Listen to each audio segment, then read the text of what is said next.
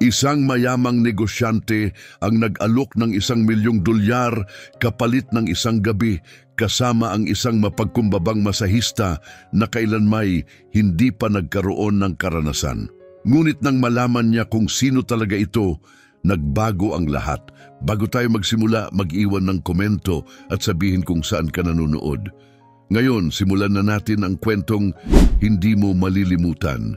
Rowena Perez, ang pangalan sa likod ng makapangyarihang Perez Group, ay sanay na sa mga transaksyong milyon ang halaga. Isang kamay lamang ang kanyang kinakailangan upang maisara ang isang malaking deal. Pero ngayon, hindi ito tungkol sa negosyo. Gusto lang niyang mawala pansamantala. Nakatago sa likod ng maiitim na salamin, sumakay siya sa kotse at mariing nagsabi, "Dalhin mo ako sa isang tahimik na lugar, yung wala akong pangalan, o baka hindi ko kayanin bago pa magsimula ang meeting." Nag-atubili ang kanyang assistant tapos ay nagmungkahi. May isang spa na simple lang nasa lumang bahagi ng syudad. Wala masyadong gulo pero sabi nila magaling daw ang masahista roon. "Walang makakakilala?" tanong niya. "Walang atensyon," sagot ng assistant. "Walang kamera, walang social media, kapayapaan lang at privacy." Tumango lang si Rowena. Makalipas ang 20 minuto, huminto sila sa harap ng isang lumang gusali. Simple lang ang hitsura. May kahoy na karatula, may nakapintang lotus flower at ang pangalang Eastern Therapist. Sa loob, iba ang pakiramdam. Walang sobrang amoy ng insenso, walang pekeng tunog ng waterfalls, tanging tahimik na ambience at bahagyang halimuyak ng lavender. "Magandang hapon," bati ng receptionist na may banayad ng ngiti. "Buong serbisyo o katawan lang?" tanong nito. "Full body," sagot ni Rowena, "at gusto ko yung pinakamagaling ninyo. May available kaming si Mario, siya ang pinakamaraming request." Hindi sumagot si Rowena, sinunod na lang ang mga tagubilin. Pumasok siya sa isang maliit at madilim ang ilaw na kuwarto, tinanggal ang sapatos, hinubad ang blazer at humiga sa kama ng masahe. Maya-maya bumukas ang pinto. "Magandang hapon, ako si Mario. Kung handa na kayo, pwede na tayong magsimula." Hindi man lang siya tiningnan ni Rowena. Bata ito, maayos ang pangangatawan, may maikling itim na buhok at mukhang kalmado. Hindi siya mukhang starstruck o curious o kahit interesado. "Nagmamadali ako," matalim niyang sabi. "Simulan mo na." Tumango si Mario, naghugas ng kamay at nagsimula. Eksakto ang galaw niya, maalaga, may damdamin, para bang alam niya ang bigat na pasan ni Rowena. Nang marating niya ang mga binti nito, hindi maiwasang mapakislot si Rowena. Hindi dahil sa sakit, kundi dahil sa kakaibang pakiramdam. Parang iyon ang unang beses na hinawakan siya ng isang tao nang walang ibang hangarin. Parang di niya napigilan ang tanungin, "Gaano ka nakatagal dito?" "Matagal na para malaman kung kailan kailangan lang ng katawan ang katahimikan," sagot niya habang patuloy ang masahe. Ngumisi si Rowena, "At ang katawan ko, kailangan ba ng katahimikan?" "Sumisigaw na," sagot ni Mario. Napatawa si Rowena. "Sinasabihan mo rin ba ng ganyan lahat ng kliyente mo?" "Kapag tinatanong lang," tugon niya. Gusto sana niyang mag-usisa pa pero hindi pa ngayon. Pagkaraan ng 1 oras, tahimik siyang nagbihis at lumabas. Bago umalis, tinanong niya ang receptionist, "Si Mario, may asawa na ba?" Napatawa ang receptionist. "Wala. Sa totoo lang, sabi-sabi, wala pa siyang naging kahit sino. Baka virgin pa raw." Napataas ang kilay ni Rowena. "Seryoso? Sa mga kamay na ganon?" Lagi siyang tumatanggi. Tahimik lang siya." Nakakaintriga." Sa loob ng kotse, sumandal si Rowena sa bintana. "Virgin?" bulong niya sa sarili. "Hindi ko inaasahan." Ang mas nakakagulat, hindi siya tumigil kakaisip sa kanya. Kinabukasan, bago pa magbukas ang spa, nandoon na si Rowena. Pero iba na ang hangarin niya, halo ng kuryosidad at hamon. "Gusto ko si Mario ulit." "Walang kapalit," mariin niyang sinabi sa receptionist. Maya-maya, nakahiga na siyang muli sa mesa. Naghihintay, tahimik na pumasok si Mario. "Miss Perez, Rowena na lang." Wala nang pormalan, sagot niyang nakapikit pa rin. Tahimik lang si Mario, inilapat ang mga kamay sa kanyang balikat at nagsimula. Nagpigil ng ilang segundo si Rowena bago nagsalita.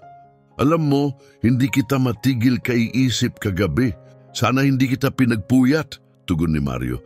Hindi naman, pero nawala ang gana ko, may halong biro ang tono niya.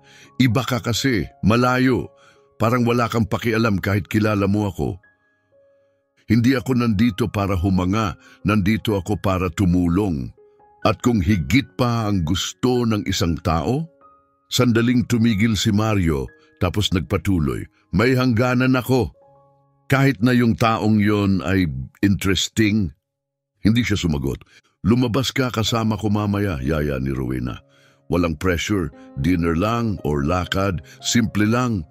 Hindi, sagot ni Mario. Klaro, walang paligoy-ligoy. Napatingin si Rowena. Hindi niya inaasahan yon. Tinanggihan mo ako. Oo. Bakit? Dahil hindi ako interesado. Umupo si Rowena, halatang gulat. Lahat may presyo, Mario. Tiningnan siya nito, mata sa mata, kalmado. Ako, wala. Tahimik na kinuha ni Rowena ang sobre mula sa kanyang bulsa. Binuksan ito. Nandoon ang isang tseke, $1,000,000. Isang gabi lang, isa lang. Isang hotel, ganap na pag-iingat.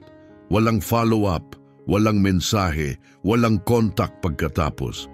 Hindi man lang inabot ni Mario ang sobre. Tinitigan lang niya ito. Kunin mo na, Mario. Malumanay na sabi ni Rowena. Isang gabi lang ito, walang obligasyon. Puro atraksyon lang, wala nang iba. Pagkasabi nito, dahan-dahan niyang isinuksok ang sobre sa bulsa ng uniforme ni Mario. Hindi mo kailangang magdesisyon ngayon, bulong niya. Isipin mo lang. Maingat na inangat ni Mario ang kanyang mga kamay mula sa likod ni Rowena. Tiningnan niya ang bulsa, pagkatapos ay muling tiningnan ang kanyang mga mata. Napag-isipan ko na, tahimik niyang tugon. At, tanong ni Rowena, kalma niyang kinuha ang sobre mula sa kanyang bulsa at inilapag ito sa maliit na mesa sa tabi. Ang kanyang boses ay matatag, ngunit banayad. Ang sagot ko ay hindi pa rin. Nanikip ang tingin ni Rowena. Ramdam niya iyon, may kakaiba kay Mario. Isang uri ng tahimik na lakas, isang pambihirang paninindigan. Tinatanggihan mo ang $1,000,000? Tinatanggihan kong ibenta kung sino ako. Matapang ka. Hindi. Ayoko lang gumising bukas na may pagsisisi. Hindi sulit kahit gaano kalaki ang pera. Humiga si Rowena muli, ang mga mata nakatingin sa kisame. At sa unang pagkakataon, wala siyang masabi. Ang katahimikan na iyon, nagsabi ng lahat. Nagpatuloy si Mario sa masahe. Walang nagsalita. Pero sa katahimikang iyon, may nagbago sa pagitan nila. Gabing yon hindi nakatulog si Rowena.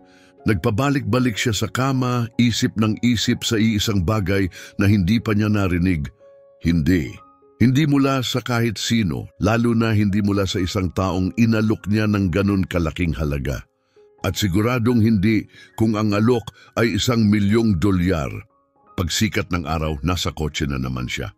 Pabalik po sa spa, gulat na tanong ng driver. Oo, bilisan mo. Dumating siya bago pa magbukas ang lugar. Hindi mapakali, paulit-ulit na tinatambol ang daliri sa manibela. Pagdating ng receptionist, nandoon na siya, naghihintay sa pintuan. Kailangan kong makausap si Mario. Mahalagang usapan ito. Hindi pa siya darating hanggang 9:00, Miss Perez. Maghihintay ako. At naghintay nga siya 2 buong oras. Nang dumating si Mario, biglang tumayo si Rowena, titig na titig sa kanya. Ikaw, matalim niyang sabi, kailangan kong malaman kung bakit. Huminto si Mario, magandang umaga rin sa'yo. Seryoso ako. Ako rin, lumingon siya sa front desk. Marisa, dumating na ba ang una kong appointment? Tumingin ang receptionist kay Rowena. Sa totoo lang, siya ang una mo. Nakapamewang madiin na sinabi ni Rowena, parehong kwarto. Ngayon na!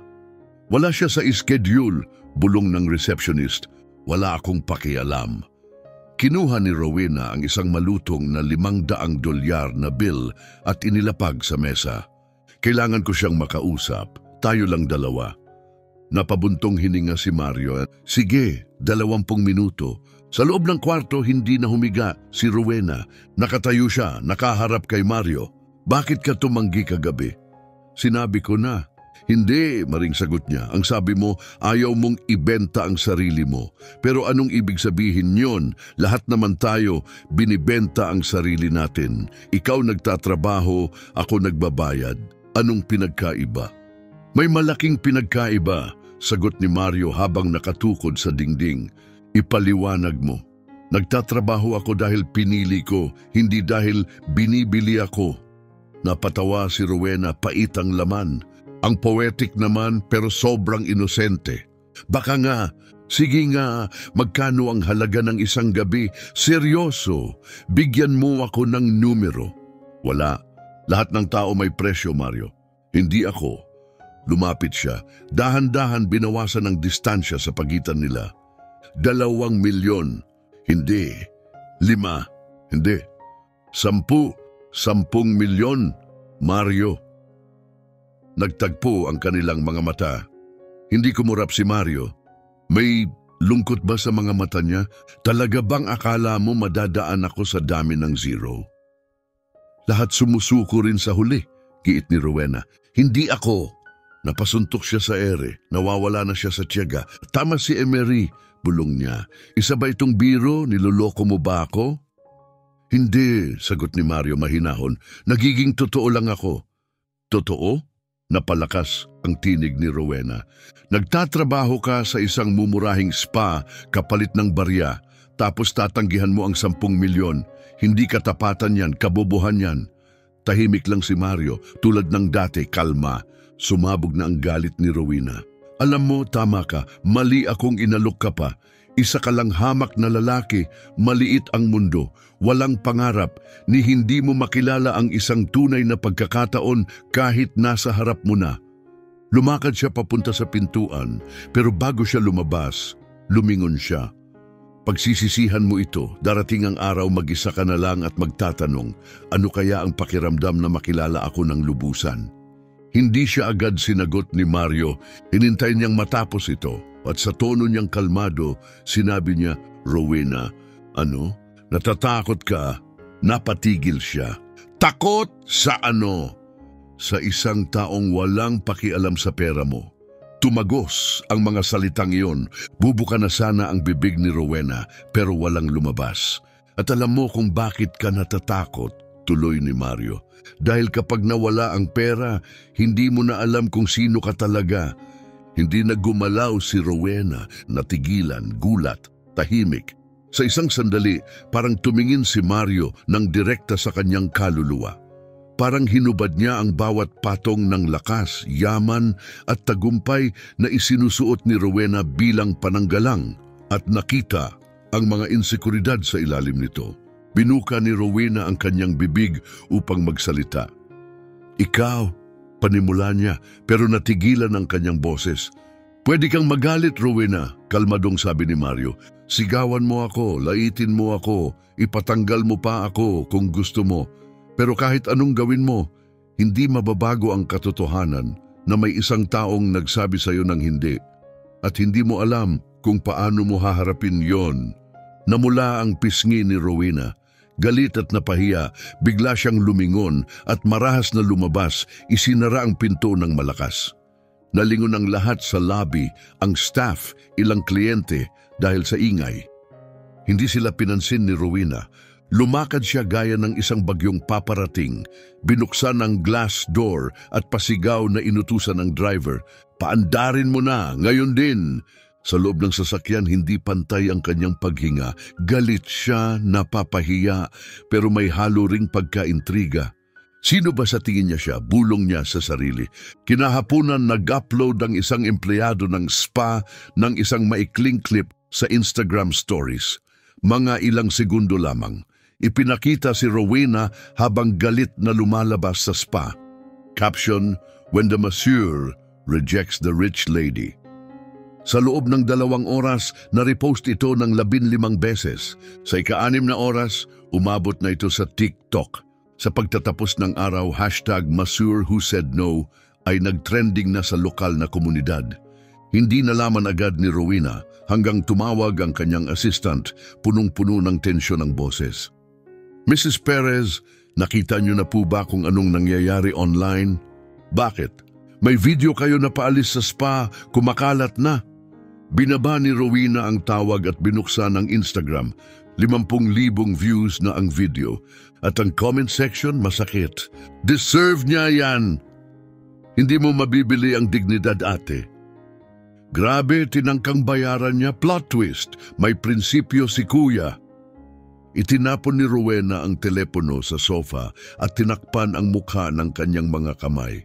Sa unang pagkakataon, sa buong buhay niya, naging meme siya. Isang biro, isang punchline dahil lang sa isang lalaking masahista na naglakas loob magsabi ng hindi. Kinabukasan, pagising niya, may 15 missed calls siya. Naka-nightgown pa, nagmadali siyang pumunta sa laptop. Viral na ang video sa lahat ng platform, TikTok, Twitter, YouTube, pati sa lokal na balita. Ang headline na pinaka-nakakasakit, Millionaire CEO rejected by humble masseur. Ang mga komento ay kasing lupit, at least may tumapat sa kanya. Tumanggi sa 1 milyon? Grabe, may paninindigan si kuya. Siguro hindi pa siya kailanman sinabihan ng hindi. Galit na isinara ni Rowena ang laptop, kinuha niya ang telepono at tinawagan ang head of marketing. Tanggalin ang video, agad-agad. Mrs. Perez, sinubukan na po namin, pero galing ito sa isang pribadong user, hindi natin pwedeng i-claim ang copyright. Gumawa kayo ng dahilan. Mas lalo lang pong lalaki, mas pinipilit, mas pinag-uusapan, mas mabuting antayin na lang po itong mamatay. Binaba ni Rowena ang tawag, nagngangalit ang pulso niya. May isang bagay na hindi niya matanggap ang mawalan ng kontrol. Tinawagan niya ang kanyang assistant. Julia, gusto ko ng full report kay Mario Huang. Lahat, kumpletuhin mo. Buong pangalan, tirahan, love life, finances, kahit anong toothpaste ang gamit niya. Naiintindihan ma'am, kukuha rin ako ng top private investigator. Mabuti, kunin mo ang pinakamagaling, walang limit sa presyo. 2 oras ang lumipas, nasa opisina si Rowena nang dumating si Julia dala ang folder. Ito po ang mga nakalap namin tungkol kay Mario Huang. Agad binuksan ni Rowena ang folder, 3 pahina lang. Ito lang? Nakakabahala nga po, sagot ni Julia. Halos walang kahit anong impormasyon, walang social media, walang LinkedIn, walang Facebook. Parang multo. Nasingkit ang mata ni Rowena habang binubuklat ang laman. 2 taon na siyang nagtatrabaho sa spa, umuupa ng maliit na apartment sa downtown, walang record ng kasal, walang kriminal na history.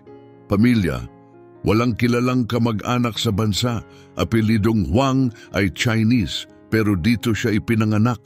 Edukasyon, gumraduate ng public high school, tapos nawala siya ng 3 taon. Pagbalik, nagsimulang magtrabaho sa mga massage clinic. Pak! Isinara ni Rowena ang folder. Hindi ito normal. Walang nabubuhay na walang digital trace.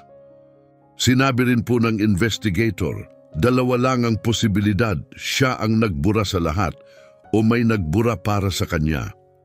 Buong hapon, hindi makapag-concentrate si Rowena. Habang nasa isang video call kasama ang mga investor mula Hong Kong, may isang nagbiro. Rowena, trending ka ngayon, kwela ng storya. Nagtawanan ng lahat, hindi siya natawa. Patay mali siyang pinatay ang kamera. Pagsapit ng 5:00 ng hapon, hindi na siya nakatiis. Kinuha ang susi ng sasakyan at diretsong nagmaneho patungong spa.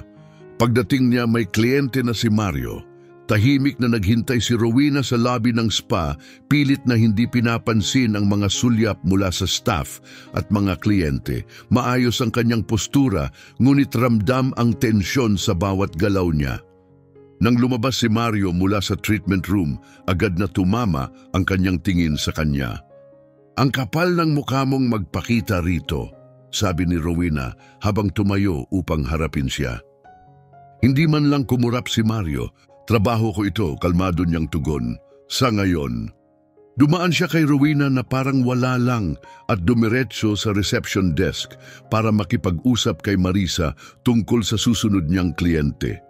Kinakausap kita, Sigaw ni Rowena. Napalingon ang mga tao sa paligid. Humarap si Mario at napabuntong hininga. Anong gusto mo, Rowena?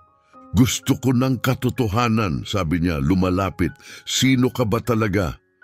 Isa akong massage therapist, diretso niyang sagot. Sinungaling, sabi ni Rowena, mababa pero madiin ang boses. Walang taong nagsasalita, kumikilos at may tindig tulad mo na nabubuhay lang ng tahimik na nagmamasahe.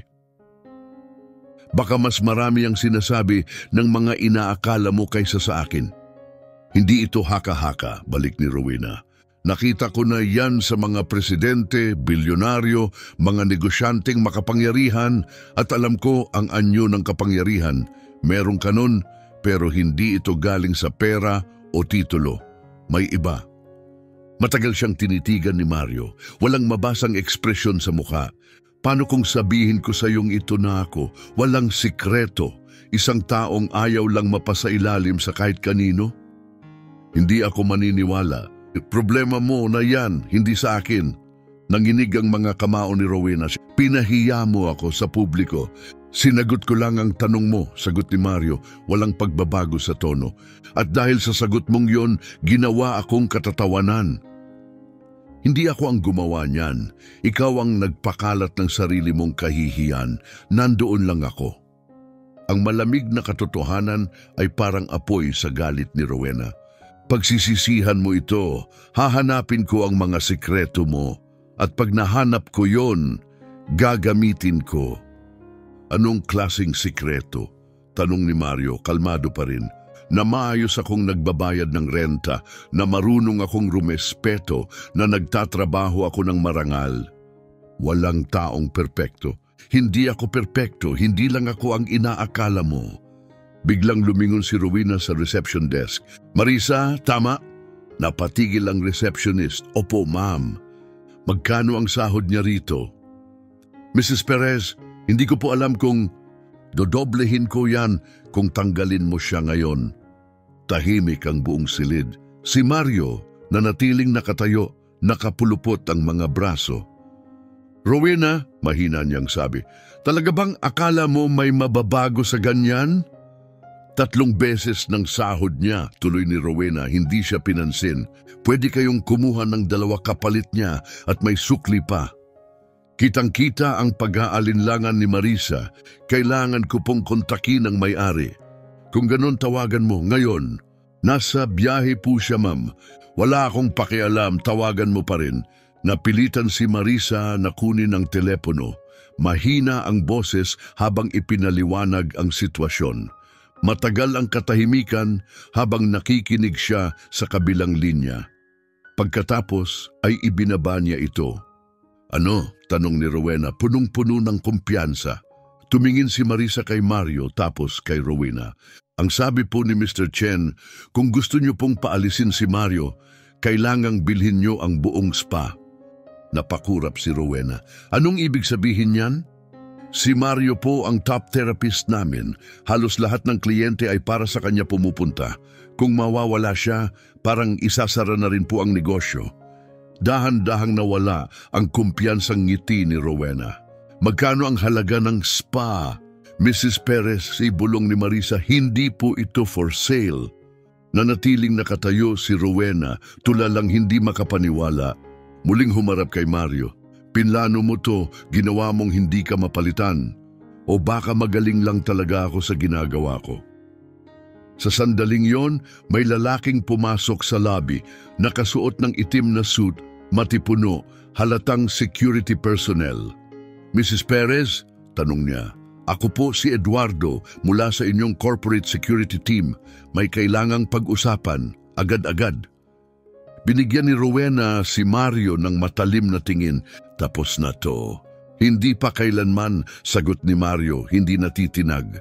Lumabas si Rowena kasama si Eduardo papuntang parking lot. Anong meron? Kumuha si Eduardo ng isang larawan mula sa kanyang bulsa, medyo luma, kupas. Naroon si Mario, nakasuot ng mamahaling suit, nakatayo sa tabi ng isang matandang lalaki sa harap ng isang gusaling mukhang pag-aari ng kumpanya.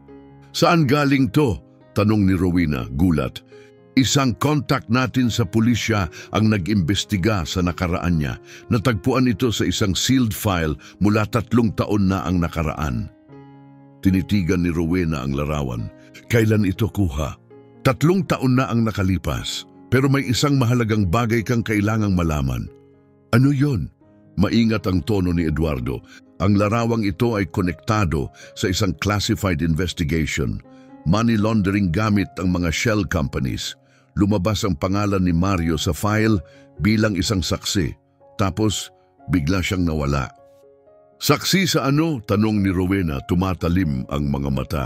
Hindi namin makuha ang buong detalye, sealed ang kaso, pero lumapit si Eduardo, bumaba ang boses. Ang lalaking nasa tabi ni Mario sa larawan.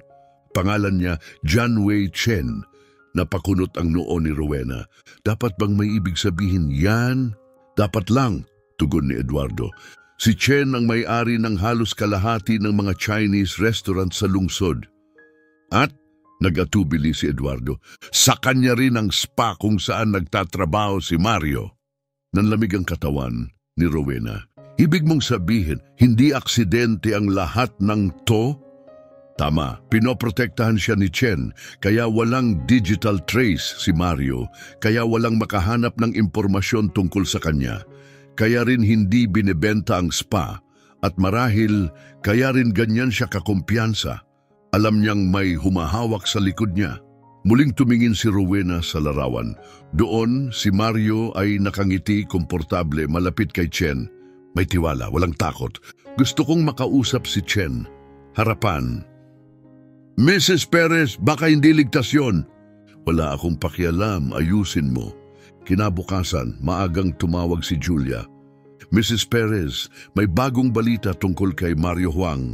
May nahanap na ba kayo? Hindi po, siya ang may nahanap tungkol sa atin. Napabangon si Rowena.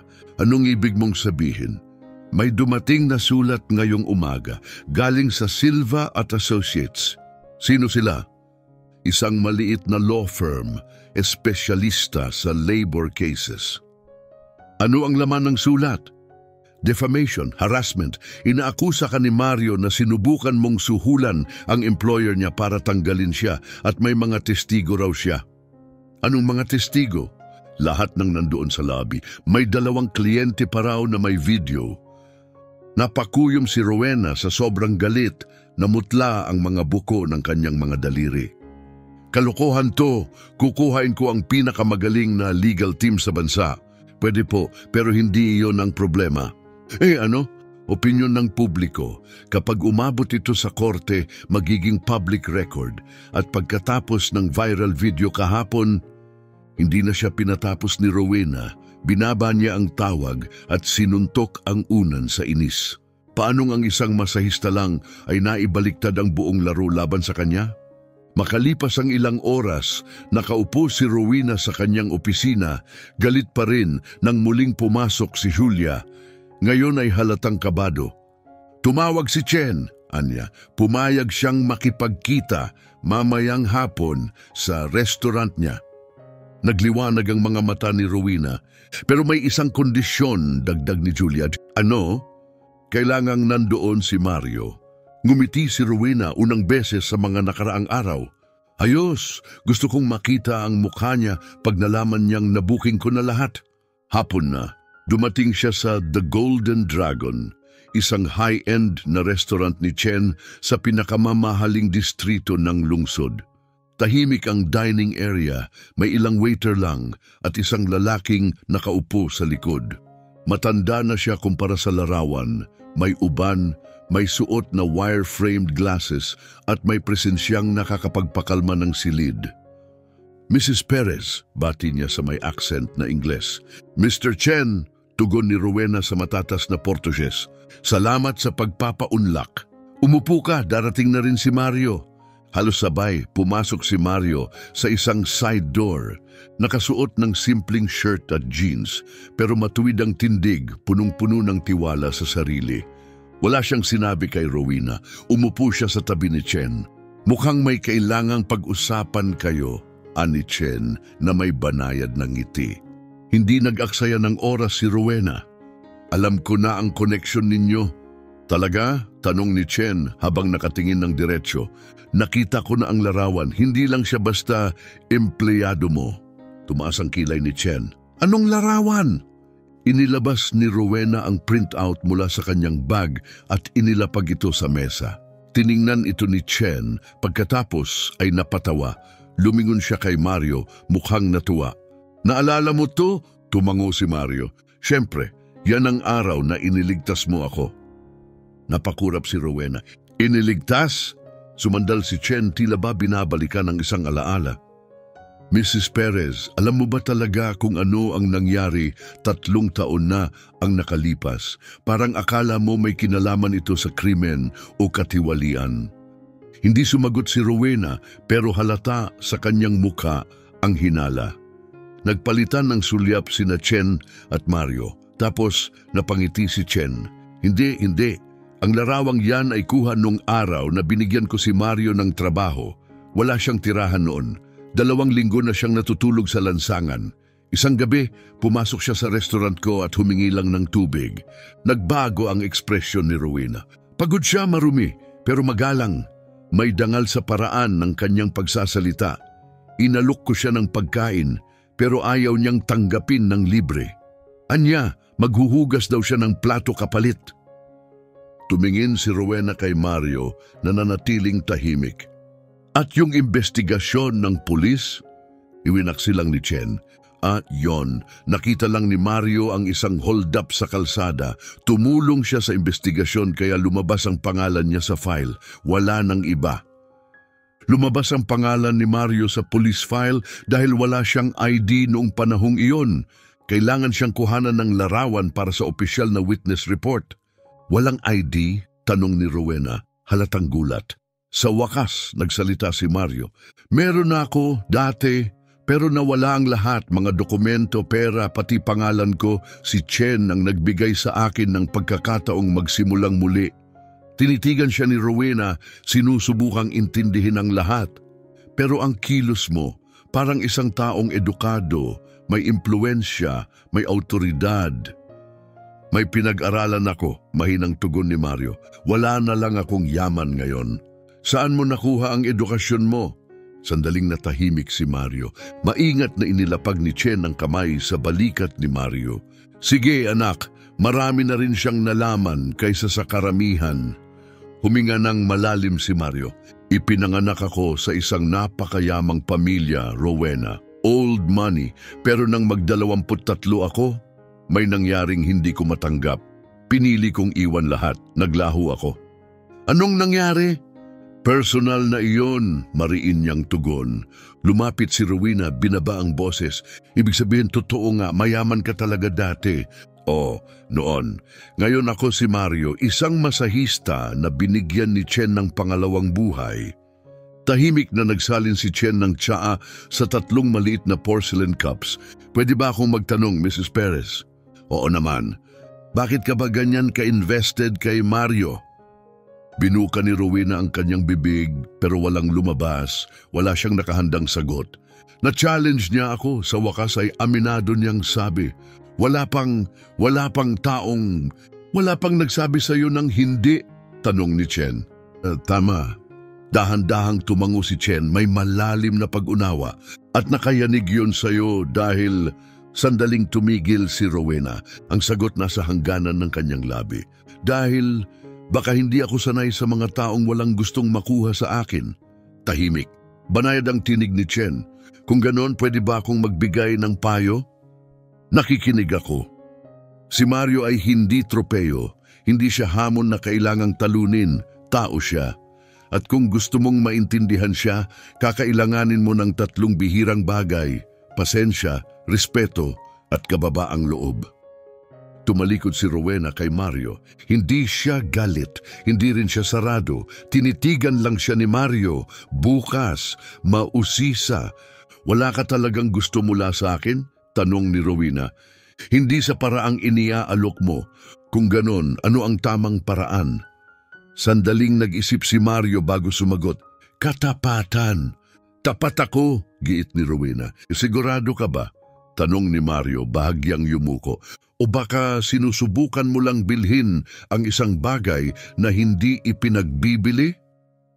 Hindi nakasagot si Rowena. Tumayo si Chen at ngumiti.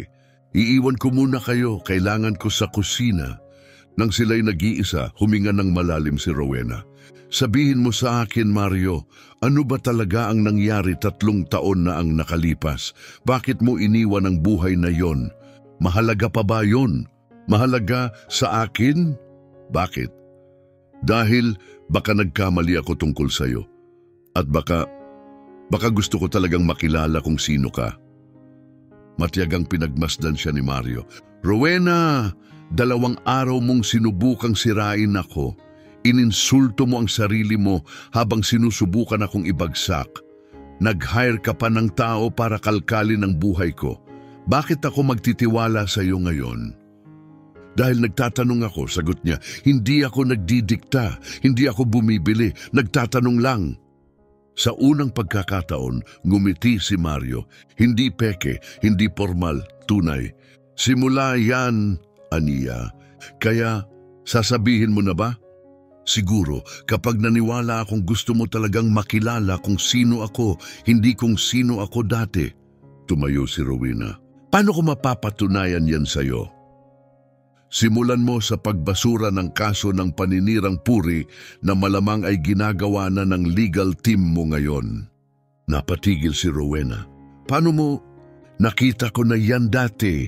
Ganyan lagi ang galaw ng mga taong nasusubukang mawalan ng kontrol. Tahimik siya. Pagkatapos ay kinuha ang telepono. Julia, kanselahin ang kahit anong legal action laban kay Mario Huang at itigil ang investigasyon. Ngayon na. Binaba niya ang tawag at tiningnan si Mario. Tapos na. Salamat, tugon ni Mario. Kaya sasabihin mo na ba? Ngumiti muli si Mario banayad. Karapat-dapat ka nang magtanong ulit sa susunod. Napabuntong hininga si Rowena pero may ngiti sa labi. Imposible ka. Maingat lang, sagot ni Mario. Dumating si Chen, may dalang tray ng masesilang dessert. Ayos na ang lahat, tanong niya. May progreso na kami, sagot ni Rowena. Mabuti, ani Chen. Kung ganon, pwede ba kitang imbitahan sa hapunan dito sa linggo? Laging dito kumakain si Mario. Tumingin si Rowena kay Mario. Pwede ba akong sumama? Pwede, sagot niya na may pilyong ngiti. Pero kailangan mong gumamit ng chopsticks. Marunong akong gumamit ng chopsticks, sagot niya.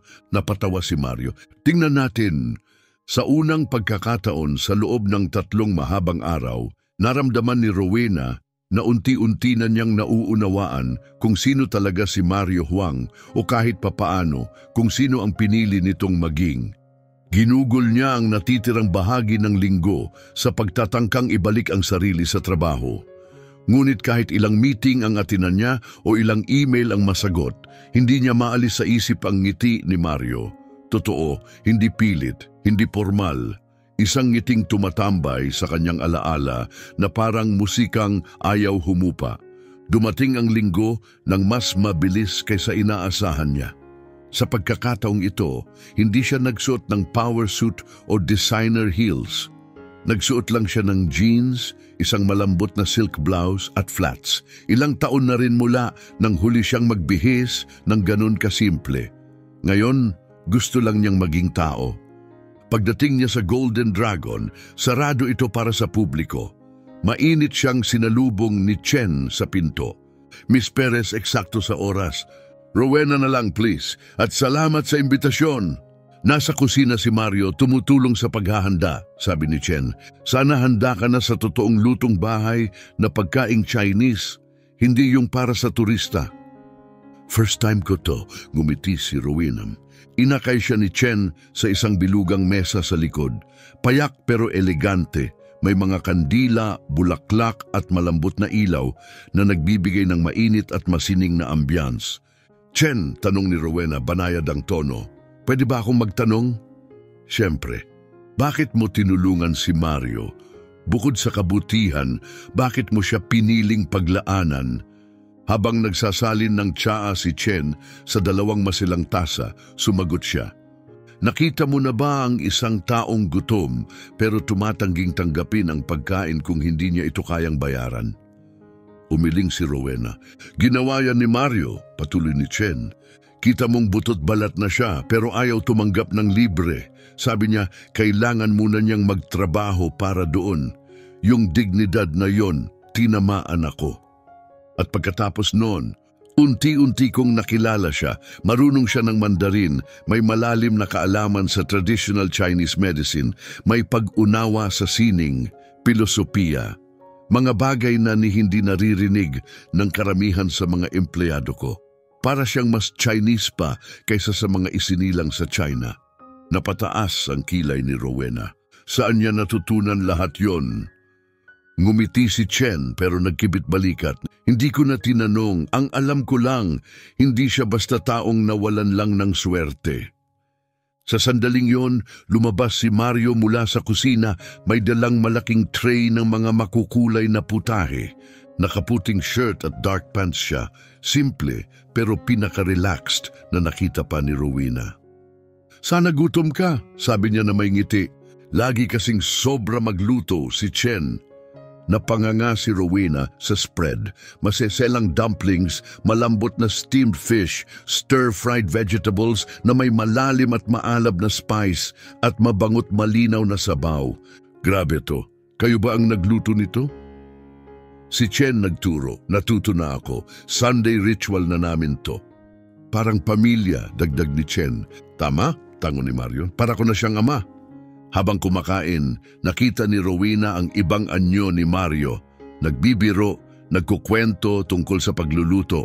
Gumagawa ng spot-on impression ni Chen na nagagalit sa kusina. Komportable, totoo, tanggap. Mario, sabi niya habang fume-fail sa paggamit ng chopsticks, paano ka natutong magmandarin? Pinag-aralan ko nung bata ako. Saan? Private school. Napansin ni Rowena ang bahagyang pag-aalangan sa boses ni Mario pero hindi na niya ito kinulit. Pwede mo ba akong turuan ng ilang salita? Siyempre, thank you, ay siyeksye, please, ay king, at sorry, ay duibuki. Duibuki, ulit ni Rowena, pilit ginagaya ang tono. Halos tama, ani Mario lumapit. Pwede? Tanong niya, tumango si Rowena. Maingat niyang ginabayan ang kanyang baba gamit ang mga daliri. Subukan mo uli. Duibuki, duibuki, sabi ni Rowena, mas kumpiyansa. Perpekto, nagtagpo ang kanilang mga mata. Tumayo si Chen, kukuha lang ako ng dessert. Nang sila'y naiwan, mahinang tanong ni Rowena. Mario, bakit ka ganun kagaling magsalita ng Mandarin? Huwag mong sabihing galing lang yun sa school. Ang accent mo, perpekto. Bumuntong hininga si Mario. Chinese ang ina ko. Ang sabi mo ay, pumanaw na siya nang ako'y 15. I'm sorry. Siya ang nagturo sa akin ng wika, kultura, lahat. Sabi niya, mahalagang alam mo kung saan ka galing. Kitang-kita ni Rowena ang lungkot sa mukha ni Mario. At ang ama mo, sumunod din sa pagkawala. Doon mo ba nawala ang lahat? Tiningnan siya ni Mario. Parte yun, oo. Bumalik si Chen, may dalang tray ng prutas at mga delicacy. Pasensya na, may mahalagang tawag ako kanina. Ayos lang, tanong ni Mario. Tungkol sa event bukas, sagot ni Chen. Event? Tanong ni Rowena. May business dinner ako, kaharap ang mga international investors. Nagpaplano akong mag-expand. Anong klaseng investors? Karamihan ay Chinese, sagot ni Chen. Biglang nagiba ang tindig ni Mario, halatang hindi komportable. Chen, napag-usapan na natin to, hindi ako... Alam ko, putol ni Chen. Pero Mario, mas magaling ka pa sa official interpreter namin. Alam mo ang kultura, isang gabi lang to. Interpreter, ulit ni Rowena sabay tingin kay Mario. Interpreter ka pala? Gulat na tanong ni Rowena. Paminsan-minsan, sagot ni Mario kaswal. Tumutulong lang ako kay Chen sa maliliit na translation, wala namang opisyal. Simple daw, natatawang sabat ni Chen mula sa kabilang dulo ng mesa. Mrs. Perez, dapat makita mo siya sa mga business meeting. Hindi lang siya nagsasalin, naintindihan niya ang kultura, ang mga kasanayan, pati yung mga hindi sinasabi. Lumapit si Rowena curious. Totoo. Sobra siyang OA, sabi ni Mario. Hindi ako nagbibiro, giit ni Chen. Naalala mo si Mr. Wu nung isang buwan, nahuli ni Mario na pinepek ang cost sheets bago ko pa man nalaman. Anong klaseng cost? Tanong ni Rowena. Medyo hindi mapakali si Mario. Pinalobo niya ang presyo ng ingredients para tumaas ang value ng kontrata. Paano mo nahalata yun? Nag-iba ang tono ng pananalita niya tuwing binabanggit ang eksaktong halaga. Karaniwang tanda yun kapag hindi nagsasabi ng totoo. Pinagmasdan siya ni Rowena, halatang humahanga. Saan mo natutunan ang mga bagay na ganyan? Karanasan, maikling sagot ni Mario. Anong klaseng karanasan? Bago pa siya makasagot, nagring ang telepono ni Rowena, si Julia. Pasensya na, sabi niya. Julia, Mrs. Perez, pasensya na pero urgent. Bukas ang meeting natin with the Korean investors. Nag-cancel ang interpreter, trangkaso. Nanlamig ang pakiramdam ni Rowena. Ang meeting ay mahalaga, nasa 15 milyong dolyar ang nakataya. Wala na bang backup? Tinawagan na namin lahat ng agency. Long weekend sa Korea, fully booked silang lahat. Tumingin si Rowena kay Mario na tahimik na nakikipagkwentuhan kay Chen. Julia, bigyan mo ako ng 10 minuto. Ako na ang bahala. Binaba niya ang tawag at humarap kay Chen. Tungkol sa dinner mo bukas, sa Hyatt Regency ba yun? Nagkatinginan sina Chen at Mario, parehong nagtaas ng kilay. Oo, sagot ni Chen. Paano mo nalaman? May meeting din ako ron, Korean investors, kaso nawala ang interpreter ko. Umupo ng diretso si Mario. Anong klaseng meeting? Magla-launch kami ng 15 milyong dolyar expansion sa Asian market. Isa sa pinakamalaking deal ko. Pumwisel si Chen. Hindi biro yan. Kung hindi maayos ang komunikasyon, lahat pwedeng bumagsak, aminado ni Rowena habang tinitingnan si Mario. Kailangan ko ng tulong. Nag-atubili si Mario. Ako dapat ang tagapagmana, bulong niya. Napatigil si Rowena, tagapagmana.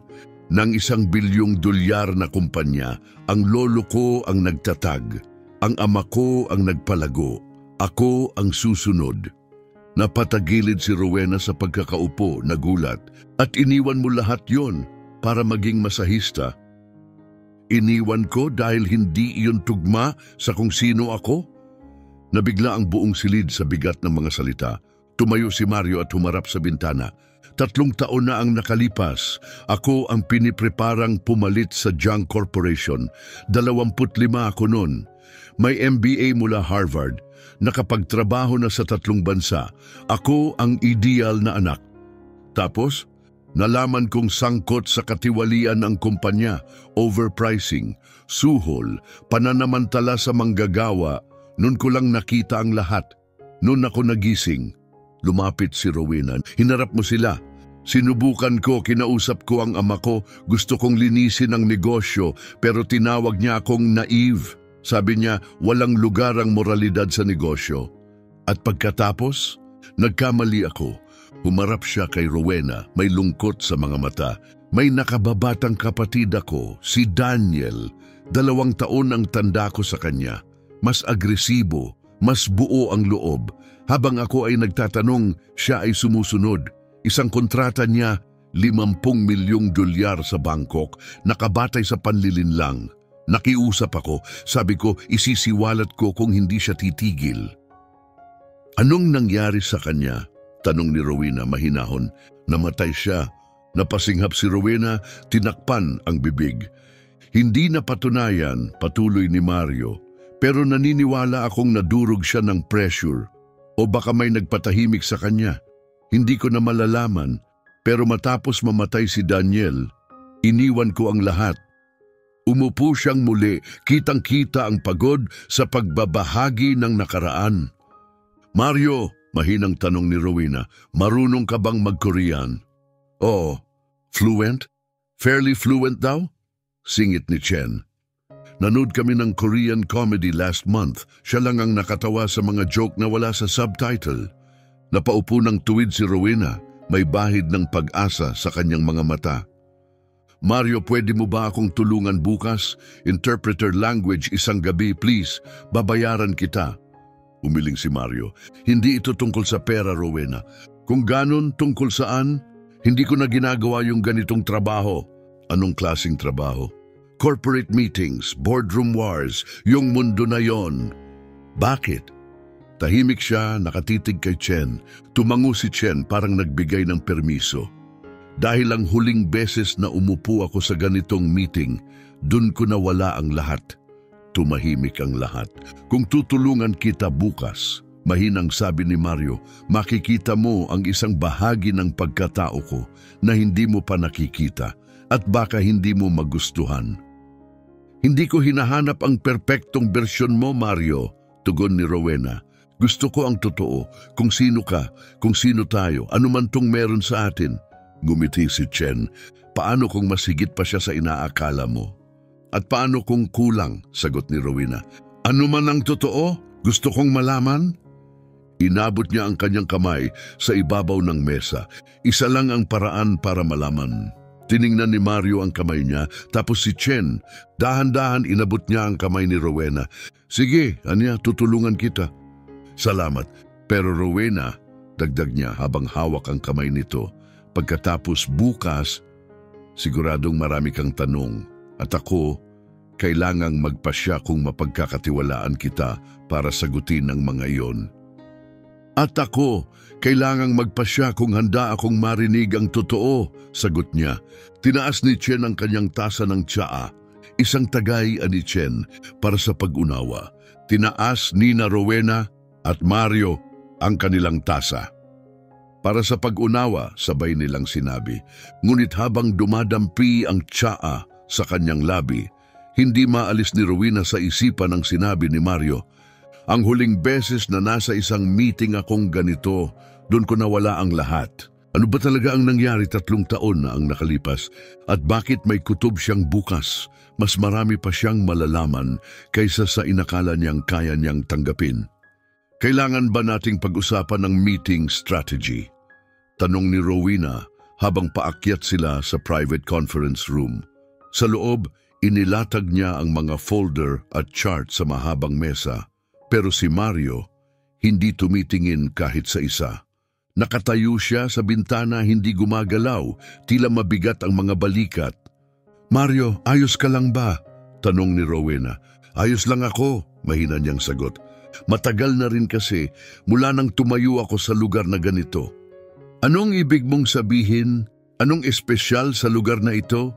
Hindi ang mismong hotel, sagot niya. Pero ang ganitong klaseng espasyo, mga boardroom, marangyang silid, mga taong naka-tailored suit na pinag-uusapan ay milyon, hindi emosyon. Umupo si Rowena sa gilid ng mesa, pinagmamasdan siya. Ito ba ang mundo mo dati? Oh, mahinang tugon ni Mario. Lahat ng ito. Gusto mo bang pag-usapan? Humarap si Mario sa kanya. Rowena, kung sasabihin ko sa iyo ang totoo, magbabago ang lahat. Hindi mo na ako makikita bilang si Mario na masahista. Makikita mo ang ibang tao. Masama ba yon? Tanong ni Rowena. Banayad ang tinig. Depende sa hinahanap mo sa akin. Lumapit siya sa kanya. Ang hinahanap ko lang ay katotohanan, anuman yon. Muling tumahimik si Mario pero sa wakas ay nagsalita. Buong pangalan ko ay Mario Huang Zhang. Zhang? Ulit ni Rowena, halos hindi makapaniwala. Zhang, gaya ni Chen? Tito ko siya, kapatid ng ina ko. Tito mo? Nanlaki ang mata ni Rowena. Ni minsan hindi niya nabanggit.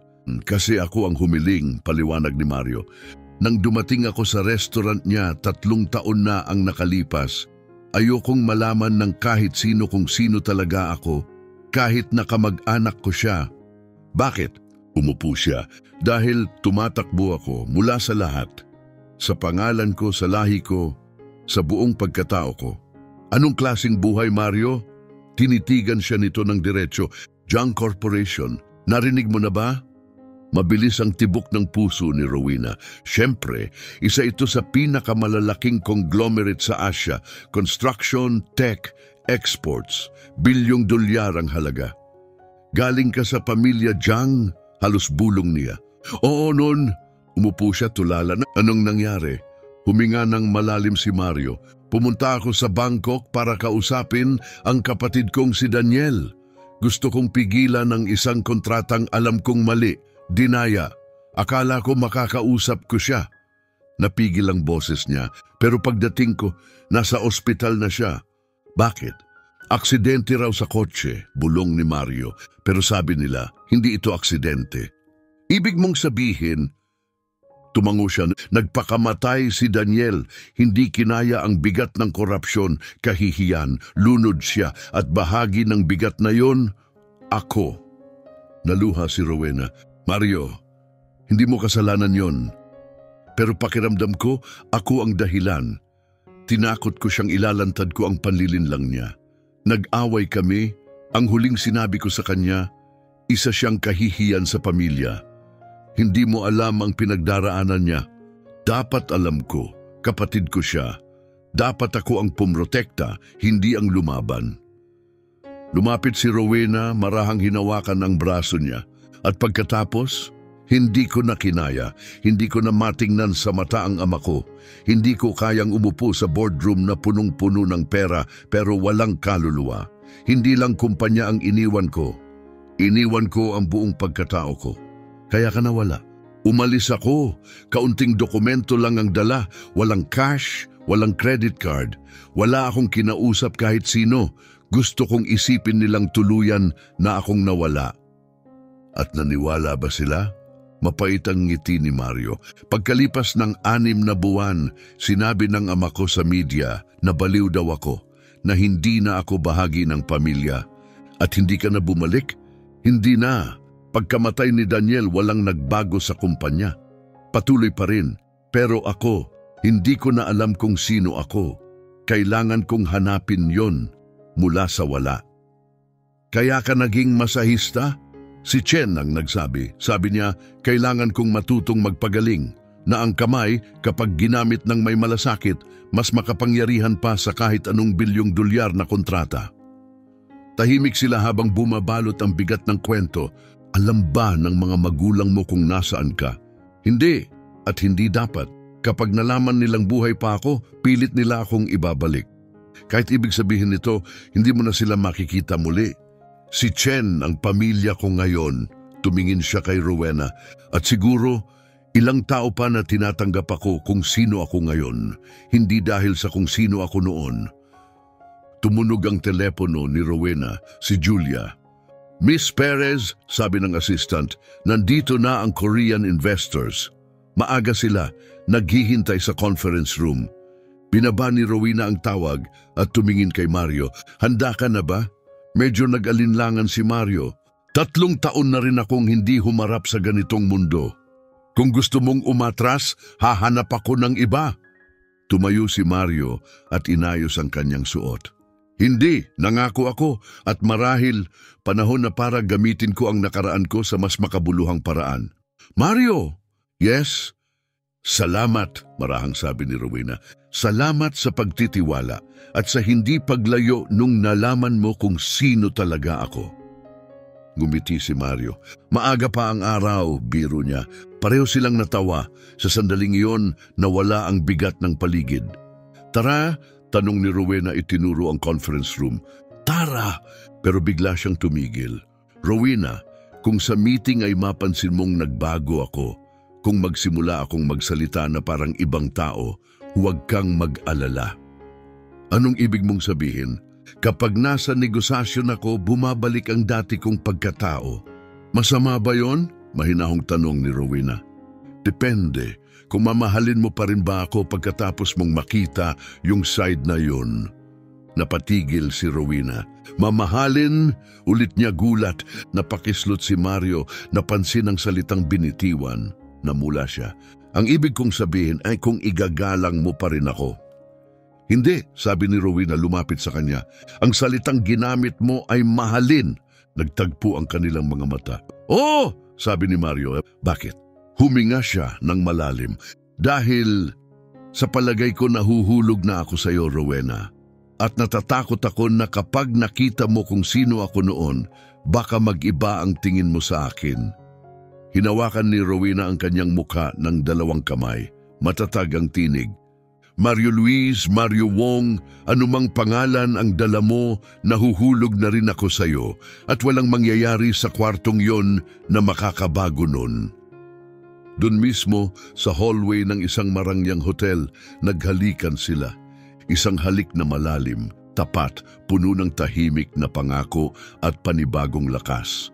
Pagkatapos, ngumiti si Mario. Ngayon, handa na ako para sa kahit anong meeting. Kahit may makakilala sa'yo, biro ni Rowena. Lalong-lalo na kung may makakilala sa akin, sagot niya, kalmado. Dahil alam ko na kung sino ako at ang lalaking yon, mahal si Rowena Perez. Ang iba pa, ngiti ni Rowena, ay detalye na lang. Magkasabay silang pumasok sa conference room. 3 lalaking Koreano, formal at elegante ang suot, ay tumayo at magalang na yumuko. Gentlemen, panimula ni Rowena, salamat sa pagdalo. Ako si Rowena Perez, CEO ng Perez Group. Lumapit ang pinakamatanda sa grupo. Ako si Kim Jae-sung mula sa Hanwha Group. Ito sina Park Min-jun at Lee Dong-wook. Tumayo si Mario sa tabi niya. Ito si Mario, ang aming interpreter para sa araw na ito, pakilala ni Rowena. Tumango si Kim pero halatang mausisa ang tingin. Fluent po ba sa Korean si Mr. Mario? Nagsalita agad si Mario sa perpektong Korean. Nagbago ang ekspresyon ni Kim mula sa pag-aalinlangan, naging tuwa. Tumugon siya ng mainit sa parehong wika. Anong sabi niya? Bulong ni Rowena. Pinuri niya ang fluency ko at tinanong kung saan ako natuto ng Korean, sagot ni Mario. Sabi ko, nag-aral ako sa Seoul ilang taon na ang nakalipas. Nagsimula ang meeting, ipinakita ni Rowena ang growth metrics ng Perez Group, investment roadmap at projected profits. Pero ang tunay na bituin sa silid ay si Mario. Hindi lang siya nag-translate, binuhay niya ang pag-uusap. Kapag masyadong diretsyo ang wika ni Rowena para sa Korean cultural norms, isinasaayos ito ni Mario ng may lambing. Kapag may tanong na masalimuot sa pananalapi, malinaw niyang naipapaliwanag ito. Maging si Rowena ay humanga. Sa isang punto, tumingin si Mario kay Rowena. Nag-aalala sila sa first-year returns, pero interesado rin sila kung paano kayo makakatulong sa komunidad. Mahalaga sa kanila ang social responsibility. Napatitig si Rowena, hindi ito kasama sa mga inihanda niya. Sabihin mong may sustainability program kami, under development. Tumango si Mario at pinalawak pa ang sagot. Anong sinabi mo? Tanong ni Rowena pagkatapos. Sinabi ko na committed ka sa responsible business strategy at bukas kang tumanggap ng suggestions mula sa kanila para mas tumugma sa kultura at halaga nila. Napangiti si Rowena, napakatalino. Ang posibleng kahinaan ay ginawang oportunidad para sa kooperasyon. Sa loob ng halos 3 oras, umagos ang meeting na parang sinadyang sining. Nararamdaman ni Mario kung kailan nawawala ang atensyon ng iba, kaya't nagmungkahi siya ng break. Alam niya kung kailan magpabagal, kailan tumutok, at paano ipadama sa bawat isa na sila'y pinakikinggan. Hindi ito basta interpretasyon, isa itong orkestra. Pagkatapos ng meeting, tumayo si Kim Jae-sung na may ngiting puno ng respeto. Miss Perez, humanga kami sa inyong pananaw kon sa inyong interpreter. Bumaling siya kay Mario, may binanggit sa Korean. Tumugon si Mario, may kababaang loob. Anong sabi niya? Tanong ni Rowena. Sinabi niya na magaling tayong magtrabaho ng magkasama. Tinawag niya tayong rare harmony, hindi lang sa wika kundi sa isipan. Kinamayan ni Kim si Rowena. Magbibigay kami ng tugon sa loob ng 48 oras, pero masasabi ko na mukhang positibo ang lahat. Pagkaalis ng mga investors, napaupo si Rowena sa silya, pagod pero magaan ang pakiramdam. Diyos ko, Mario, sabi niya, grabe ka, magaling ka rin, sagot niya na may tawa. Pareho tayong nag-improvise. Kung hindi dahil sa'yo, yung paraan ng pag-interpret mo ng emosyon, hindi lang salita, baka bumagsak ako. Nagkibit balikat si Mario. Ganyan ang trabaho ng interpreter. Hindi, Sabi ni Rowena, tinitigan siya. Ang interpreter ay tagapagsalin. Ikaw ay nakipagnegosasyon. Binabasa mo ang mga tao, mahina ngunit malinaw na sabi ni Rowena. Halos ikaw na ang nagsara ng deal. Tumingin si Mario sa ibang direksyon, tila naiilang sa papuri. Umasa lang ako sa luma kong instinct. Galing sa Junk Corporation? Tumango siya. Oo, 5 taon akong natutong makipag-negotiate sa iba't ibang kultura. Laging sinasabi ng tatay ko, mas mahalagang maintindihan ang tao kaysa sa profit margin. Lumapit si Rowena sa kanya, marahan pero buo ang boses. Mario, naiintindihan mo ba ang nangyari ngayon? Hindi mo lang ako tinulungan magsara ng deal. Naging ikaw muli, ang strategist, ang tagapamagitan, ang leader, at saksing-saksi ako. At napakagandang tanawin niyon. Ngunit dumilim ang ekspresyon ni Mario. Ayokong balikan ang buhay na yon, Rowena. Ayokong bumalik sa corporate world. Bakit ang galing mo? Dahil sinira ng mundong yon ng pamilya ko.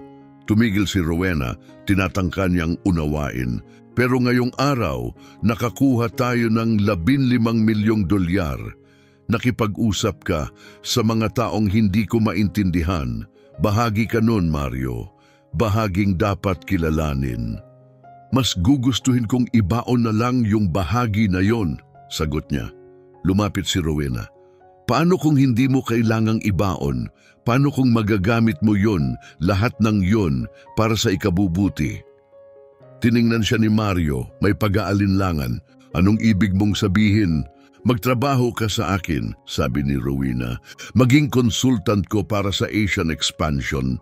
Marunong ka sa wika, naiintindihan mo ang kultura. Kailangan ko ng taong katulad mo. Nagulat si Mario. Totoo ba yan? Totoo. Magagamit mo ang talento mo para bumuo ng tunay na bagay, makapaglikha ng trabaho, makatawid ng kultura. Hindi para manipulahin, kundi para maghilom. Umiling si Mario, naguguluhan. Rowena, kapag bumalik ako sa mundong yon, kapag nagsimulang umingay ulit ang pangalan ko, may makakakilala sa akin. Hindi mo kailangang gamitin ang tunay mong pangalan, Mario Huang lang. May mata ang pamilya ko sa lahat ng dako. Sa huli, malalaman pa rin nila. At kung ganon, mahinahong tugon ni Rowena, lalaki ka na. May karapatan kang piliin ang sarili mong buhay. Lumapit si Mario sa bintana, biglang bumigat ang boses niya. Hindi mo naiintindihan, kapag nalaman ng tatay ko kung nasaan ako, pipilitin niya akong bumalik at kung tumanggi ako, huminto siya.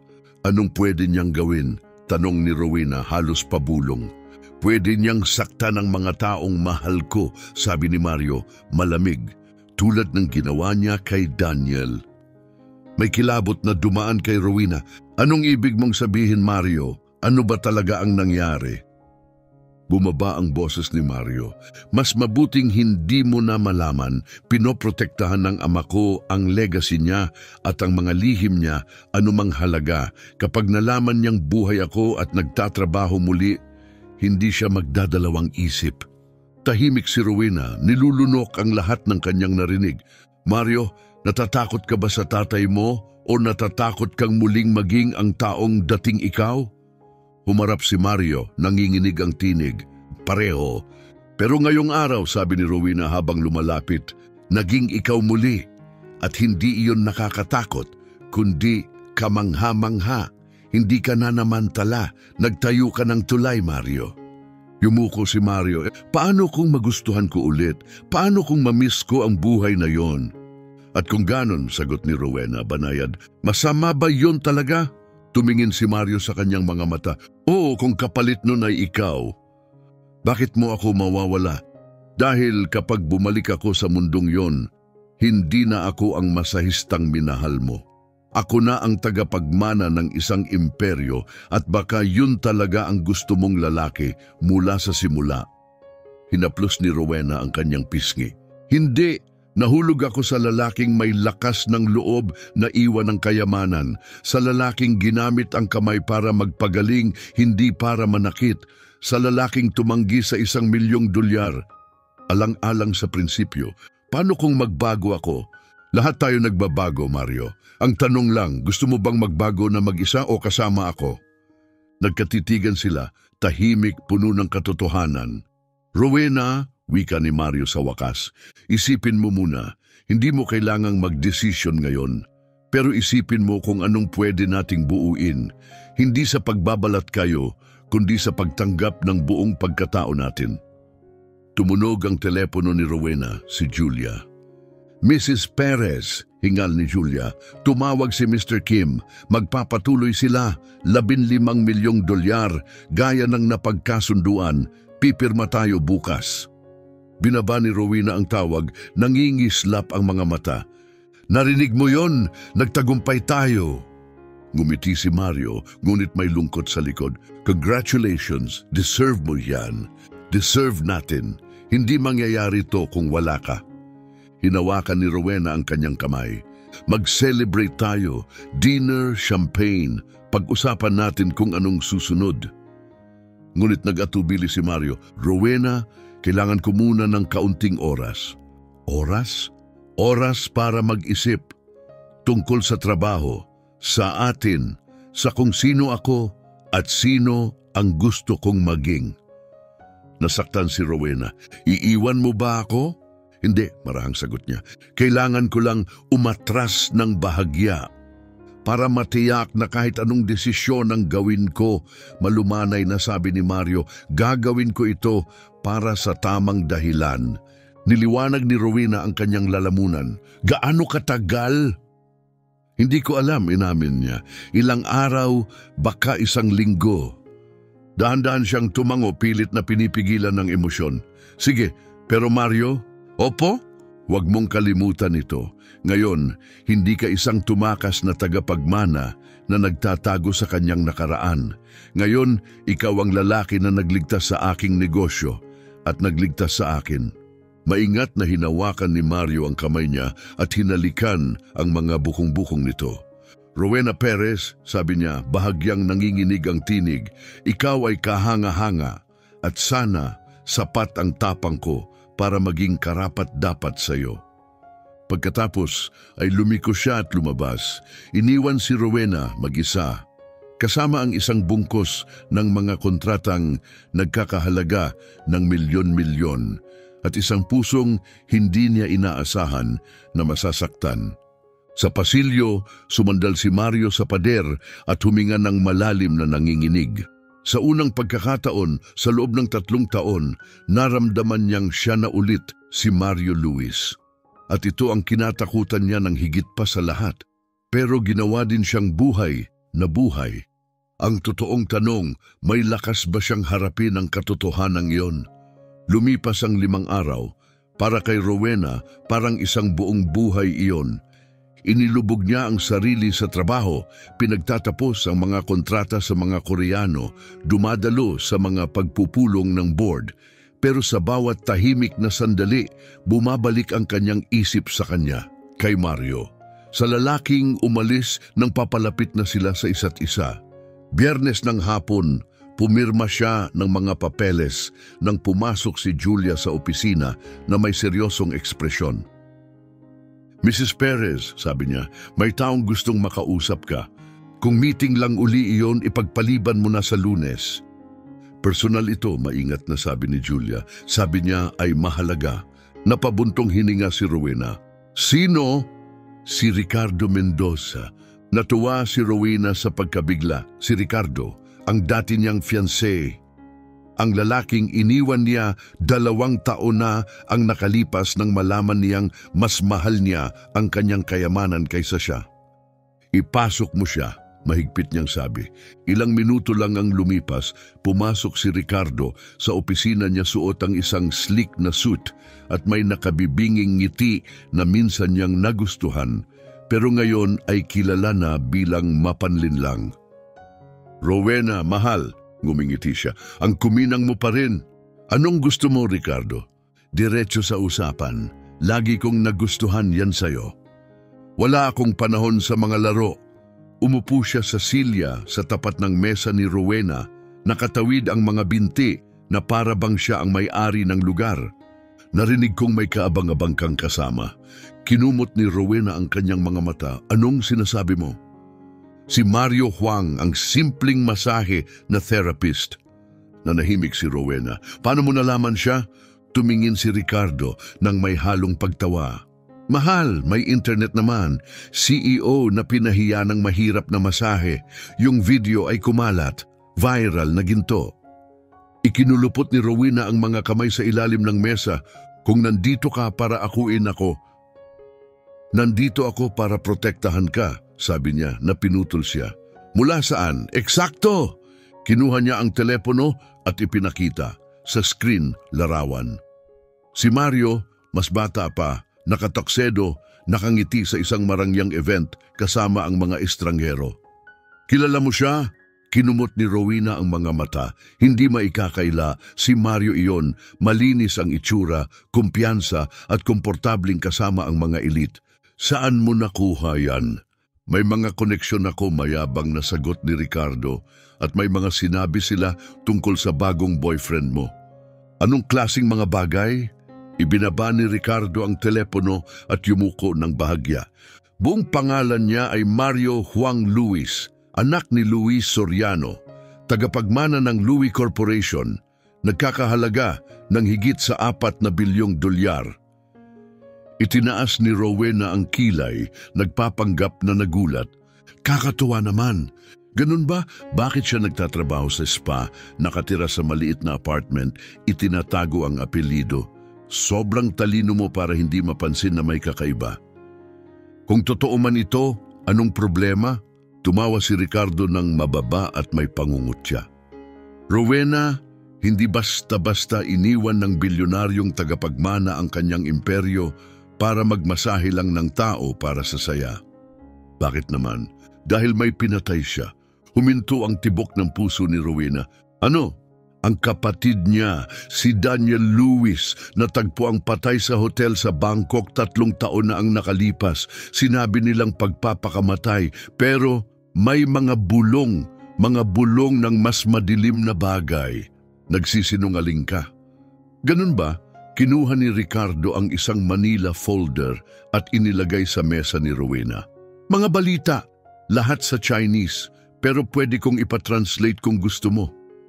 Ipinakita niya ang mga headline, Louis Corporation nagluluksa sa pinakabatang tagapagmana. Daniel Lewis, natagpo ang patay sa hotel sa Bangkok. Pamilya tinatanggihan ang alitan sa gitna ng trahedya. Pinanood ni Rowena ang mga dokumento, ang mga salita ay lumulutang sa pahina.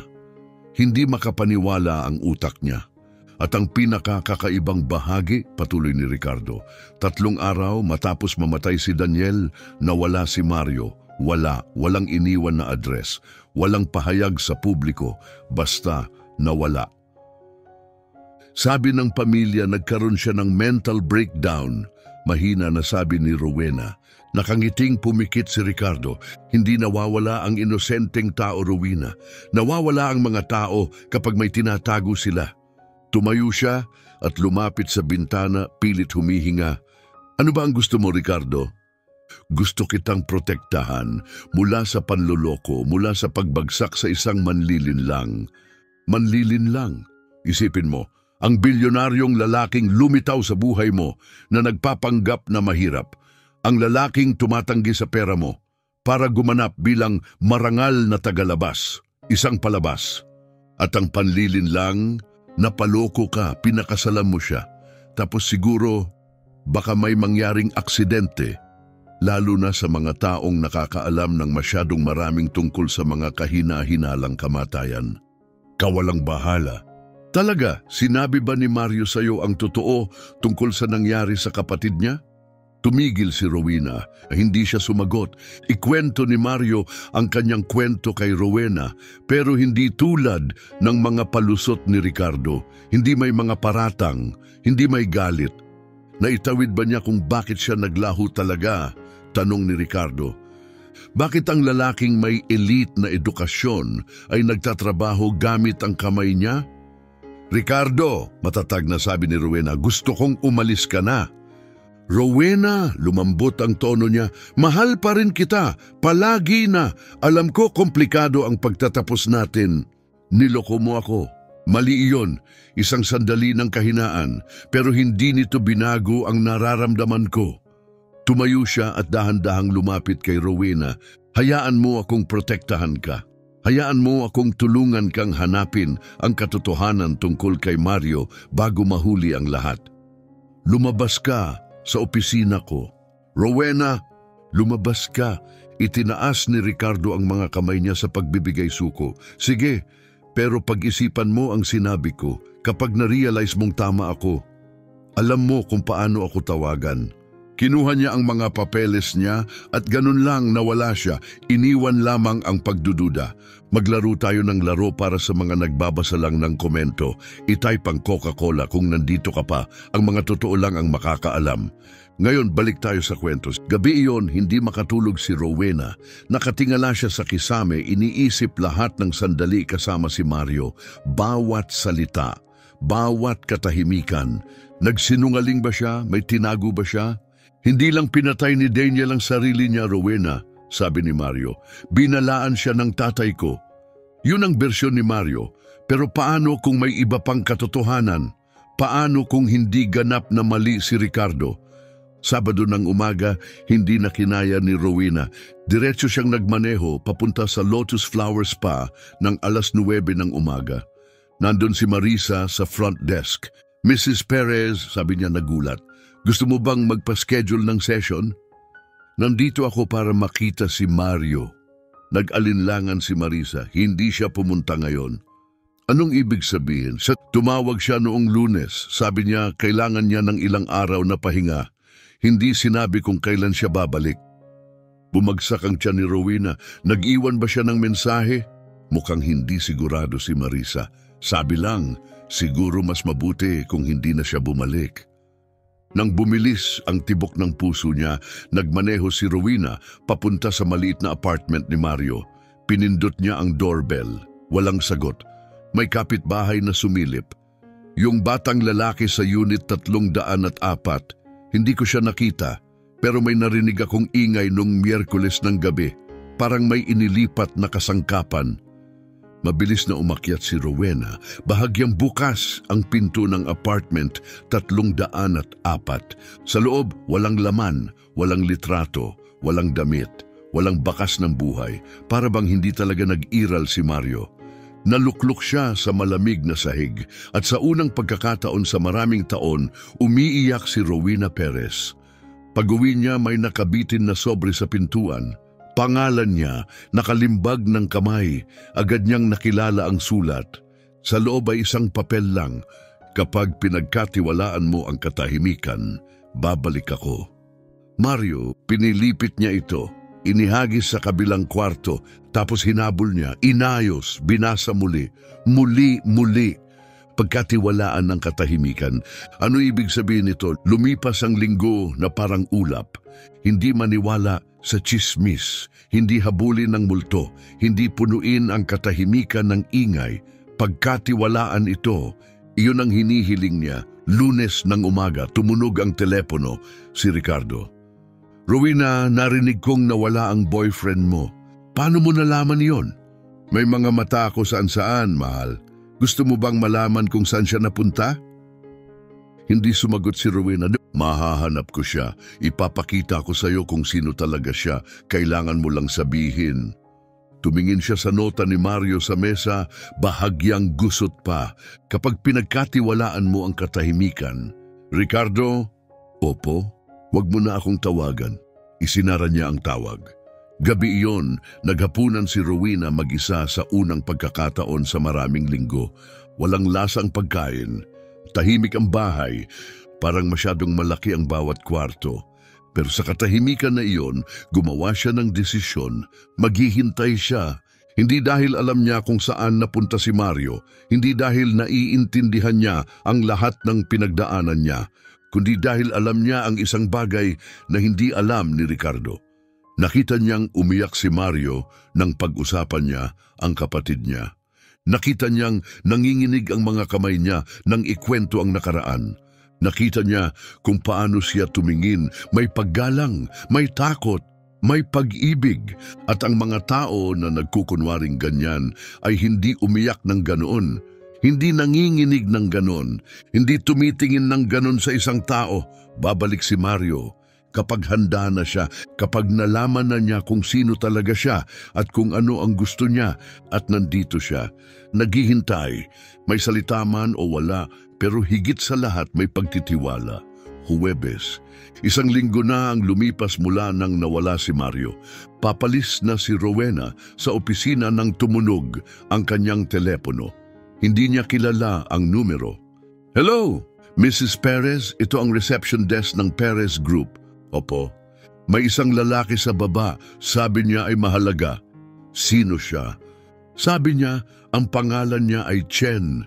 Tumalon ang puso ni Rowena. Napangiti siya ng bahagya unang beses sa loob ng ilang araw. Ipataas mo siya. Pagpasok ni Chen sa opisina, wala na ang init na dati niyang nakikita sa mukha nito. Walang mabait na ngiti, walang kalmadong kilos, tanging pag-aalala lamang. "Ginoong Chen," bati ni Rowena, "nakakagulat, umupo ka nga." "Salamat sa pagtanggap." "Gusto mo ba ng kape, tubig?" "Hindi, salamat." Tense ang tinig niya.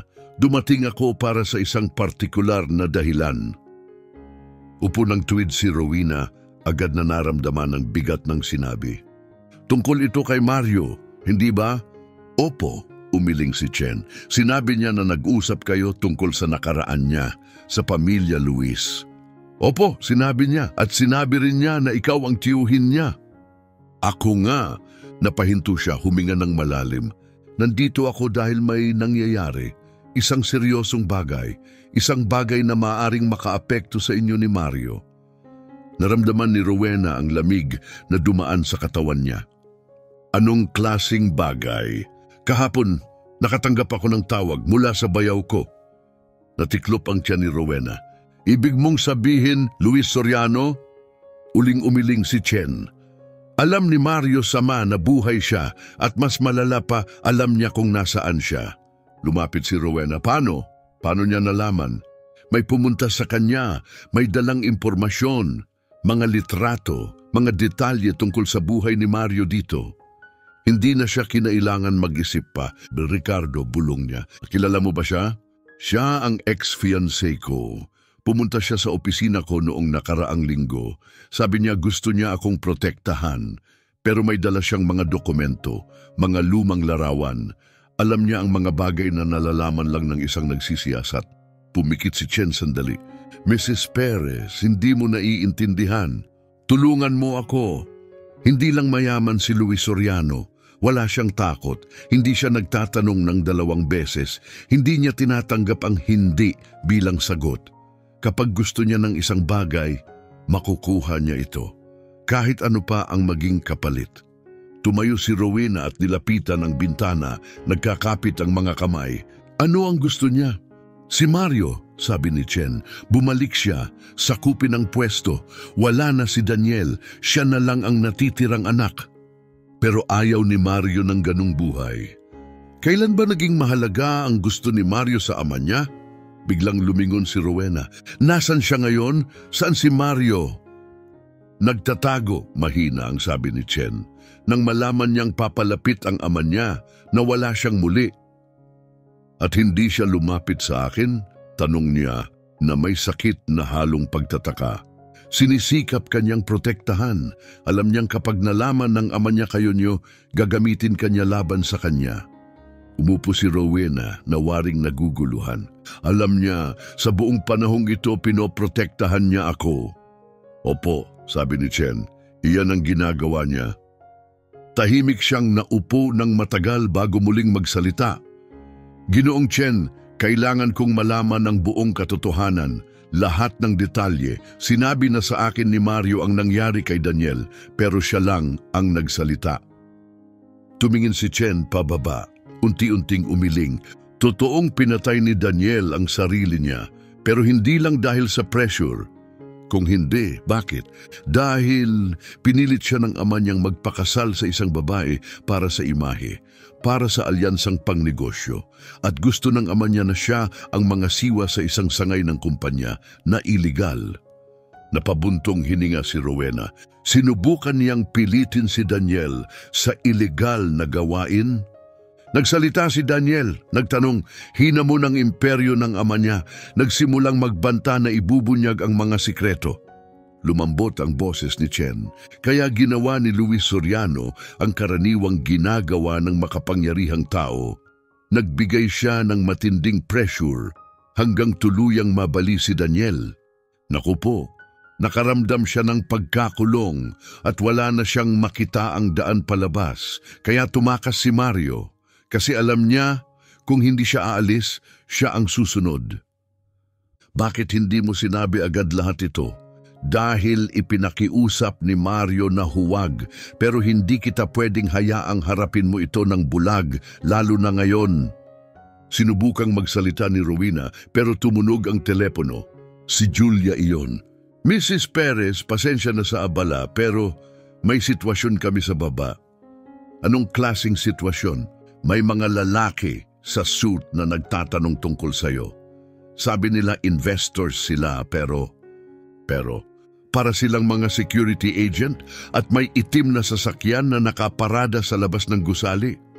Nagmasid si Rowena kay Chen. Pumuti ang mukha nito. Ilan ang mga lalaki? 3, sagot ni Julia. At ayaw silang umalis.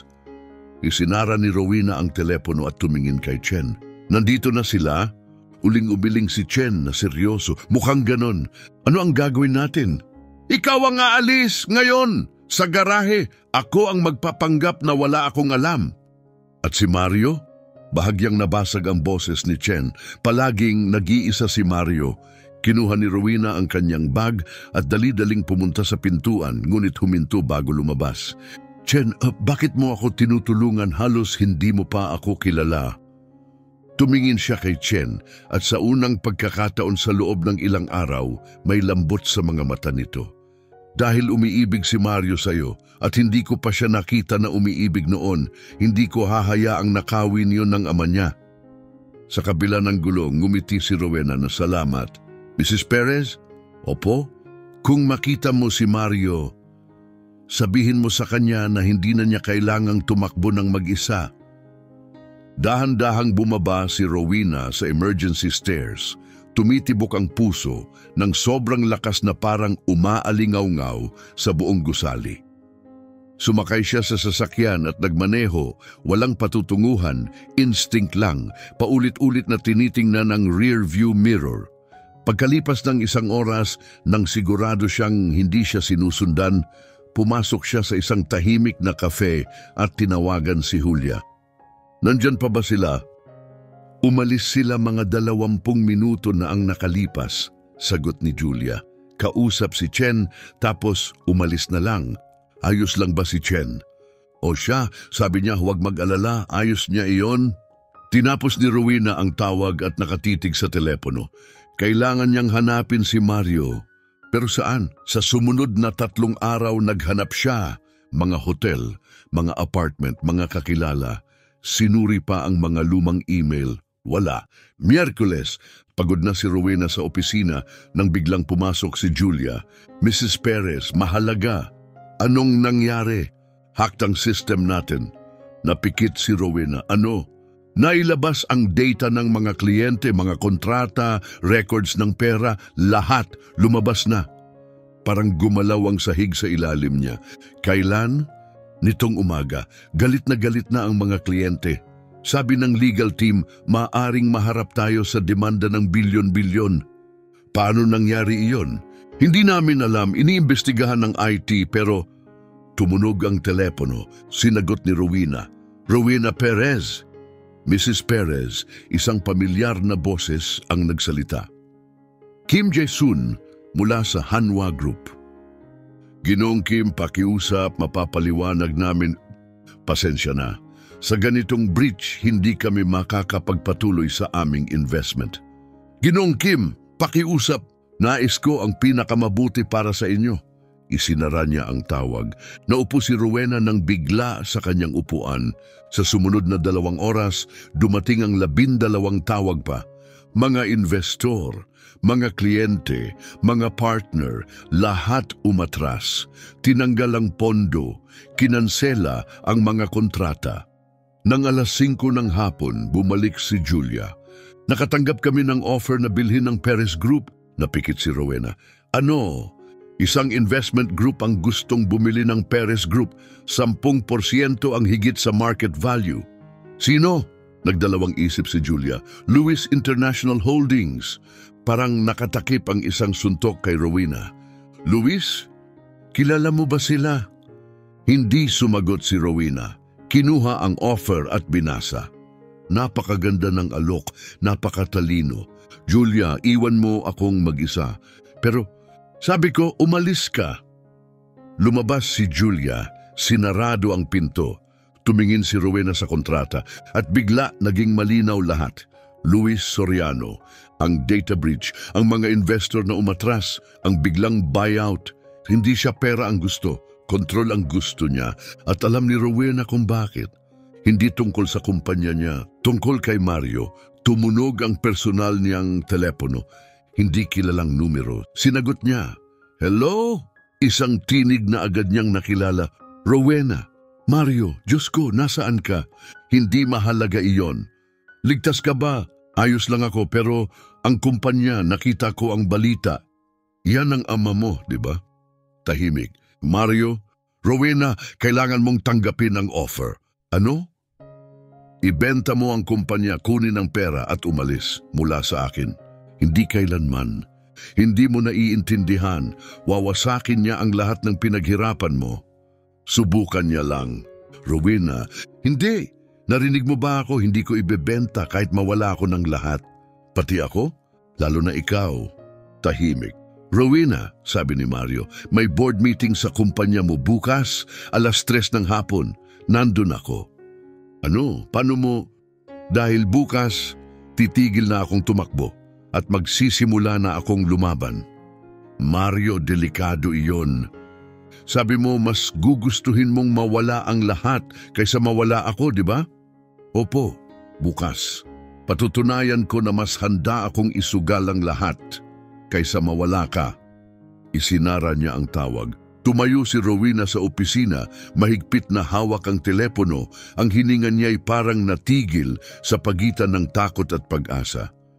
Nagsimula na ang laban at ang pag-ibig, ang tunay na pag-ibig ay sa wakas, handang lumaban. Bukas, sinabi niya sa sarili, malalaman niya kung sino talaga si Mario Luis at kung may lakas siya upang harapin ang lalaking minsang bumagsak sa kanya. 2:45 ng hapon, pumasok si Rowena sa boardroom ng Perez Group. Nakatayo na ang kanyang mga abogado kasama ang 3 miyembro ng board na halatang kinakabahan. Tumayo si Dr. Martinez, ang kanyang punong abogado, nang pumasok siya. "Mrs. Perez," seryosong sabi niya, "diretso lang po ako. Mula nang magkaroon ng breach, nawalan na ang kumpanya ng higit sa 70% ng halaga nito. Nalulugi tayo ng malaki. Ang alok mula sa Lewis International Holdings ang tanging option natin."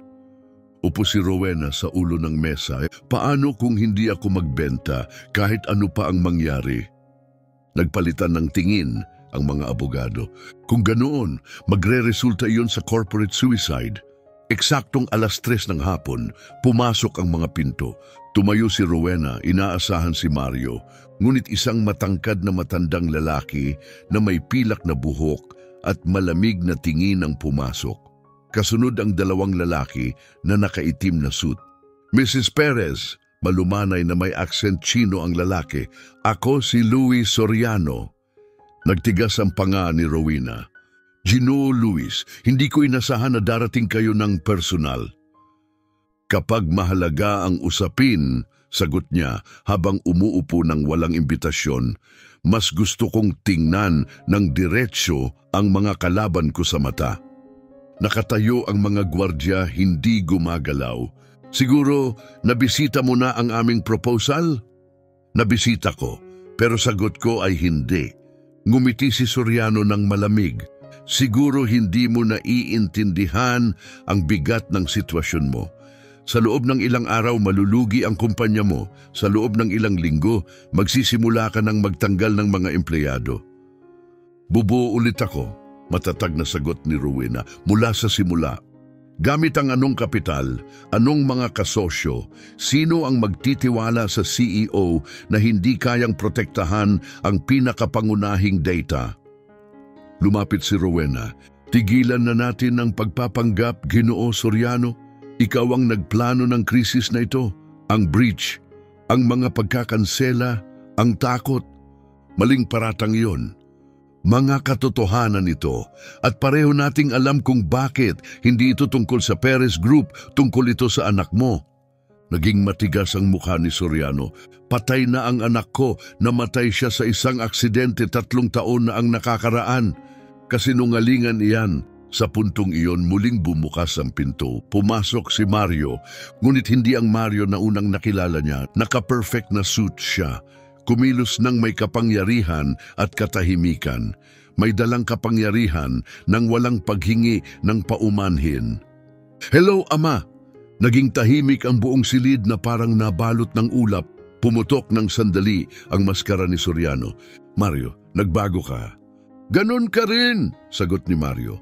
"Akala mo patay na ako, pero natututo lang akong mabuhay." Lumapit siya kay Rowena at umupo. "Mga Ginoo," sumaludo siya sa mga board members.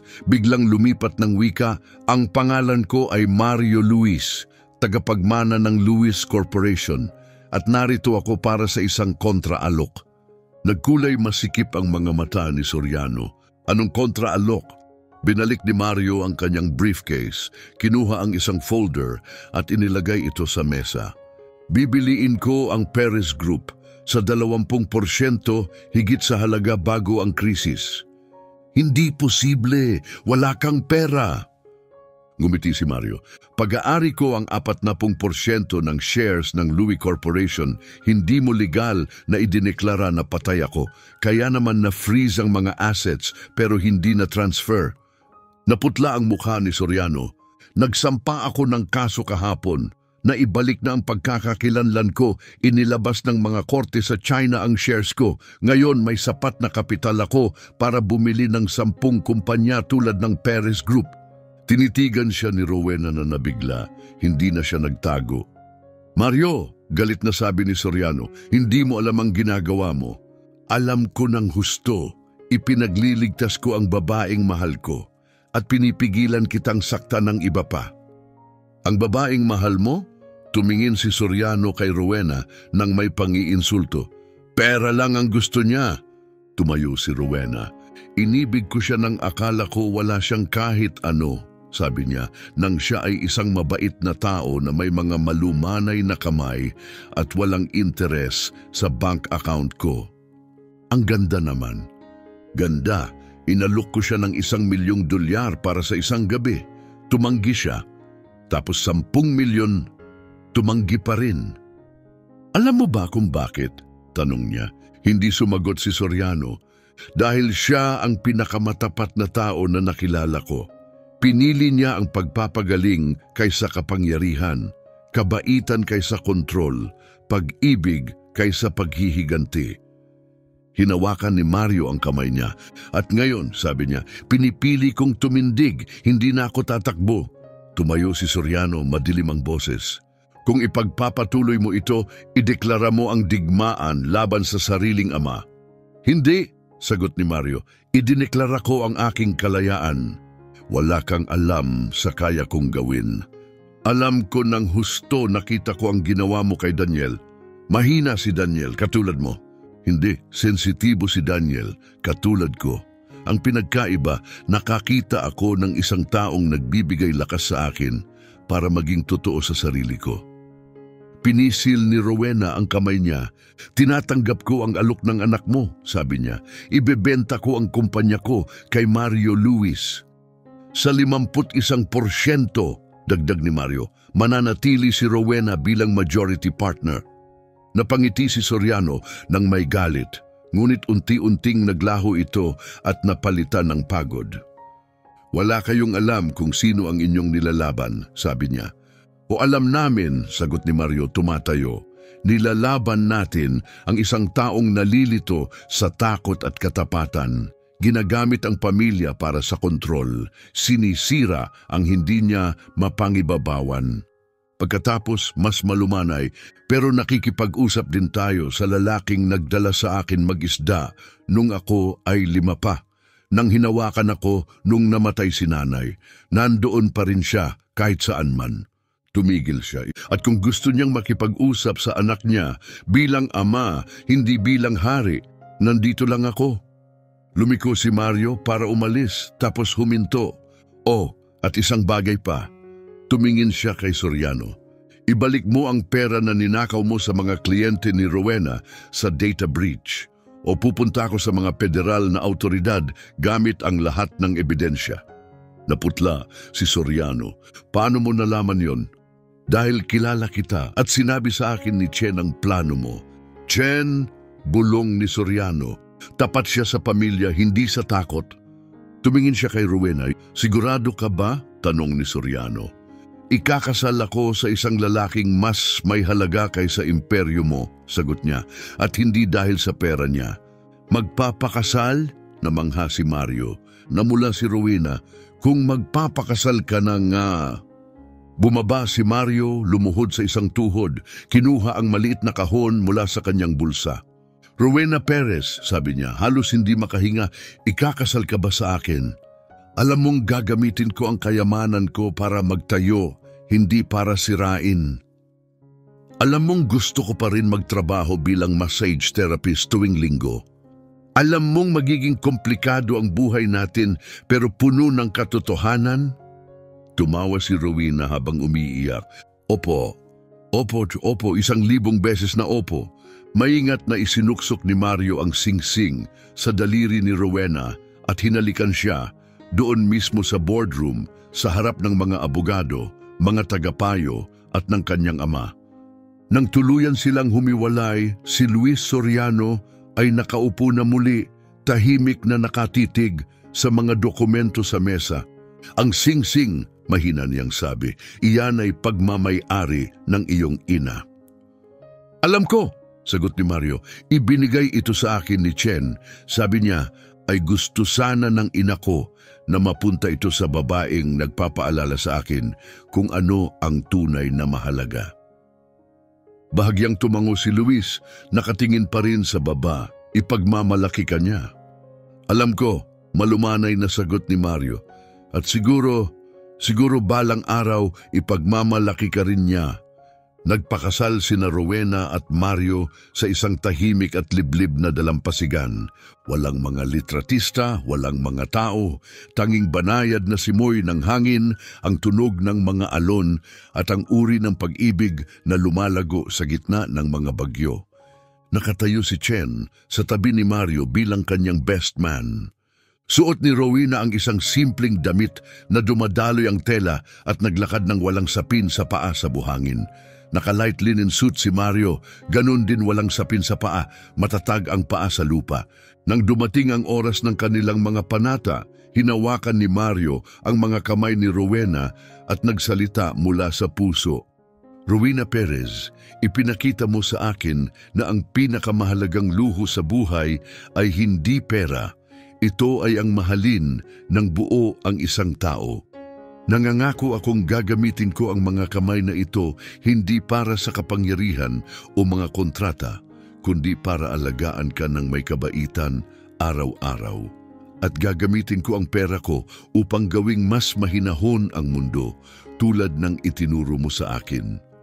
Puno ng luha ang mga mata ni Rowena nang siya naman ay tumugon. Mario Luis, tinuruan mo akong ang tunay na lakas ay hindi nanggagaling sa posisyon o kontrol, nanggagaling ito sa tapang na iwan ang mga maling bagay at piliin ang totoo. Nangangako akong hindi na ako bibili ng pag-ibig muli dahil natagpuan ko na ang tanging uri ng pag-ibig na mahalaga. Nang sila'y humalik, ang araw ay lumubog sa likod ng abot-tanaw, pinipintahan ang langit ng ginto at kahel. palakpakan si Chen. Ilang malalapit na kaibigan ang nagtapon ng mga petal ng rosas sa hangin. Kinabukasan, inanunsyo nila ang paglulunsad ng Perez Louis Foundation, isang organisasyon na naglalayong tumulong sa mga kabataang walang tirahan at isulong ang patas at etikal na negosyo sa buong mundo. Sa gabi, minamasahe ni Mario ang mga paa ni Rowena, hindi dahil obligasyon, hindi para sa bayad, kundi bilang isang gawain ng pag-ibig. At sa wakas, naintindihan ni Rowena, may mga bagay na hindi mo kayang sukatin ng pera. Hindi kailanman tumawag si Luis Soriano, hindi siya bumisita. Ngunit isang umaga, isang puno ang dumating sa kanilang bahay. Isang punong cherry, may kalakip na card, nakasulat dito, "Para sa lilim at mga bulaklak mula sa isang ama na natututo." Si Mario mismo ang nagtanim ng puno. At minsan, kapag walang nakatingin, nahuhuli siya ni Rowena na mahina ang pakikipag-usap dito. Parang nakikinig ang puno, parang baka, marahil, pwedeng umusbong ang kapatawaran. Dahil ang ilang uri ng pag-ibig, lalo na ang mahirap, ay karapat-dapat din sa pangalawang pagkakataon. Ano ang palagay mo sa kwento ni na Mario at Rowena? Mag-iwan ng komento sa ibaba. I-rate ang kwentong pag-ibig mula 0 hanggang 10. Huwag kalimutang mag-subscribe at i-on ang bell para sa mas marami pang makapangyarihang kwento. At i-click na ngayon para panoorin ang susunod na hindi malilimutang kabanata dito lang sa screen.